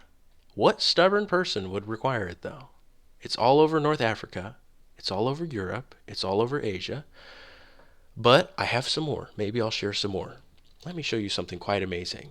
I'm going to show you some heretical writings, just to shame anyone who would continue to fight against this. Why would I bring up a heretical writing? Well, what else can I bring up now, guys? We've gone over how many different groups of people? The Jews, the Christians, the pagans, the entire world up until recent times. So who else do I have left to go to except, look, you don't care that all the Jews were doing it. You don't care that all the Christians were doing it. You don't care that the entire pagan world in every country was doing it. Maybe if I show you that even the heretics actually consider this to be a damnable offense to go without a veiled face, maybe then you'll take it seriously. There's a book called The Acts of Thomas. It has some Gnostic stuff in it, but listen to it. Here's Acts of Thomas, written around the 2nd century. It's actually a very old book, and it has this vision of hell in it. It's one of those books where it goes through, it's kind of like Dante's Inferno. You go through hell and you see people being punished for various reasons. It says, the souls which are hanged by the tongue are slanderers. They uttered lying and shameful words and were not ashamed. And they that are hanged by the hair are shameless ones, women, which went about in the world with heads uncovered. Whoa, so they didn't wear the doily? No. If only there were a few chapters elsewhere in the Acts of Thomas which tells us what kind of veils women were wearing. Well, we scroll a little more. We go a little earlier in the book. In the book, women who refuse to veil, yes, they're obviously considered to be committing a great sin. And earlier, it tells us a couple stories about women veiling. It says, at the dawn... Oh, okay, so there's a story, guys. A woman, she ends up getting married. And then her father and mother go and see her the next morning, and they just visit her and her new husband. It says, and the dawn having come on, the king arrived, and having supplied the table, brought it in before the bridegroom and the bride. And he found them sitting opposite each other, and he found the face of the bride unveiled, and the bridegroom was quite cheerful. And the mother, having come to the bride, said, wherefore do you sit thus, child, and are not ashamed, but thus as if you had for a long time lived with your own husband? And her father said, is it because of your great love to your husband that you are unveiled? And the bride answered and said, truly, Father, I am in great love, and I pray to my Lord to continue to me the love which I have experienced this night, and I shall beg for myself this husband whom I have experienced today. For this reason, then, I am no longer veiled, since the mirror of shame has been taken away from me, and I am no longer ashamed nor abashed, since the work of shame and bashfulness have been removed far from me. So It's a face veil, guys. They're looking at it and they're saying, wow, you were just married last night and you're comfortable to just be unveiled around your husband all the time? You've gone your whole life being veiled around men, and now it's just a normal thing for you? So even then, guys, women who were recently married, they wouldn't just always be unveiled around their husband. It would kind of take some time to break in the habit of being around a man. And look, there's another mention of face veiling. In another part, a man comes into his house and he finds that his wife is sick, and he checks on her, and it says he removes his wife's veil and then he kisses her. And he inquired concerning his wife where she was, for she had not come out of her own chamber to meet him as she was wont to do. And her handmaid said to him, she is not well. And he entered quickly into the chamber and found her lying on the bed and veiled, and he unveiled her and kissed her. Obviously a face veil, guys. Now, obviously, guys, we're not pointing this out because we think the gospel, or the, not gospel, this is completely different. This is Acts of Thomas, guys. Gospel of Thomas is something separate. This is Acts of Thomas. Gospel of Thomas is absolutely reprehensible. This book just has some weird stuff in it. Well, guys, it's worse for you because you've got pagans, heretical Christians, true Christians, Jews, everybody veiling in ancient times. What are you going to say to God on Judgment Day? Even the heretics considered you to be worthy of damnation for going in public unveiled. I know that sounds really harsh. Look, we've gotten far enough in the video that you should be able to handle that. It's 2 hours and 45 minutes. Women should not be exposing themselves to men. This is their lot in life. This is their job. Adam was told that he is going to rule. Well, actually, God told Eve, he will be Lord over you. That's what it says in the Greek. Adam is going to be Lord over you. This is the role that you have to be willing to play as a woman. For this short life, you have to role play as church, and your man, whether your father or husband, has to role play as God, as Christ. Now, if you have a wicked father who neglects you and wants to send you to school and doesn't care about you, I am so sorry. That is so perverted. That is so wrong. He doesn't do what he ought to do. He's uneducated. He's foolish. He probably had a bad childhood himself. Nobody taught him anything. Doesn't change the fact that this is wrong. You are living in a totally crazy culture that sends women off to be abused and mistreated and neglected. And that doesn't mean it's right just because people are doing it all over the place. I have a suggestion. One of the objections we were going to answer, because the women are all going to ask this question. This is why I made it tonight, because one of the sisters was asking, well, how will I go to college if I have to wear a face veil? This is the answer, dear sister. If you want to go to college, or if you want to be saved, really, you won't go to college. You'll tell your father, I wish to remain in your house until I'm married, like the women of old always did, and I'd like you to pay for all my necessities while I live at home with you. I'll do all of the chores you ask me to do, as long as I can retain my modesty, but I will not be going to college, because I wish to be a homemaker, and I refuse to be unveiled around any strange men. Even if I were to go to college, I would never use the degree, and if you try to force me to go to college, you would only be wasting 4 years of my life. That's what you should say to your father.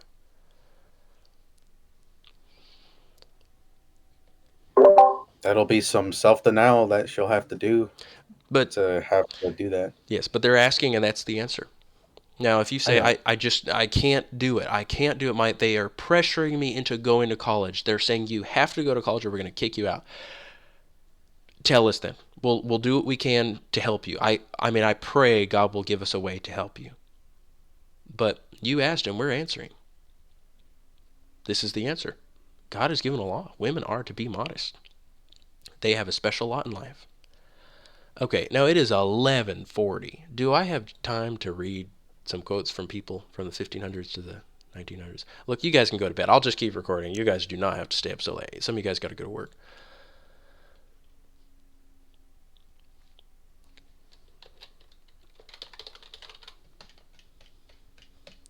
But I'll do it. I'm going to record it.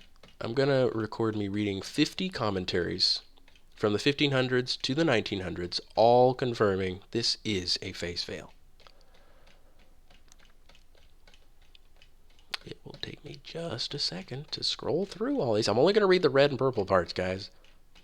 I tried to highlight the important parts. Charles Spurgeon, man who spurned reproof.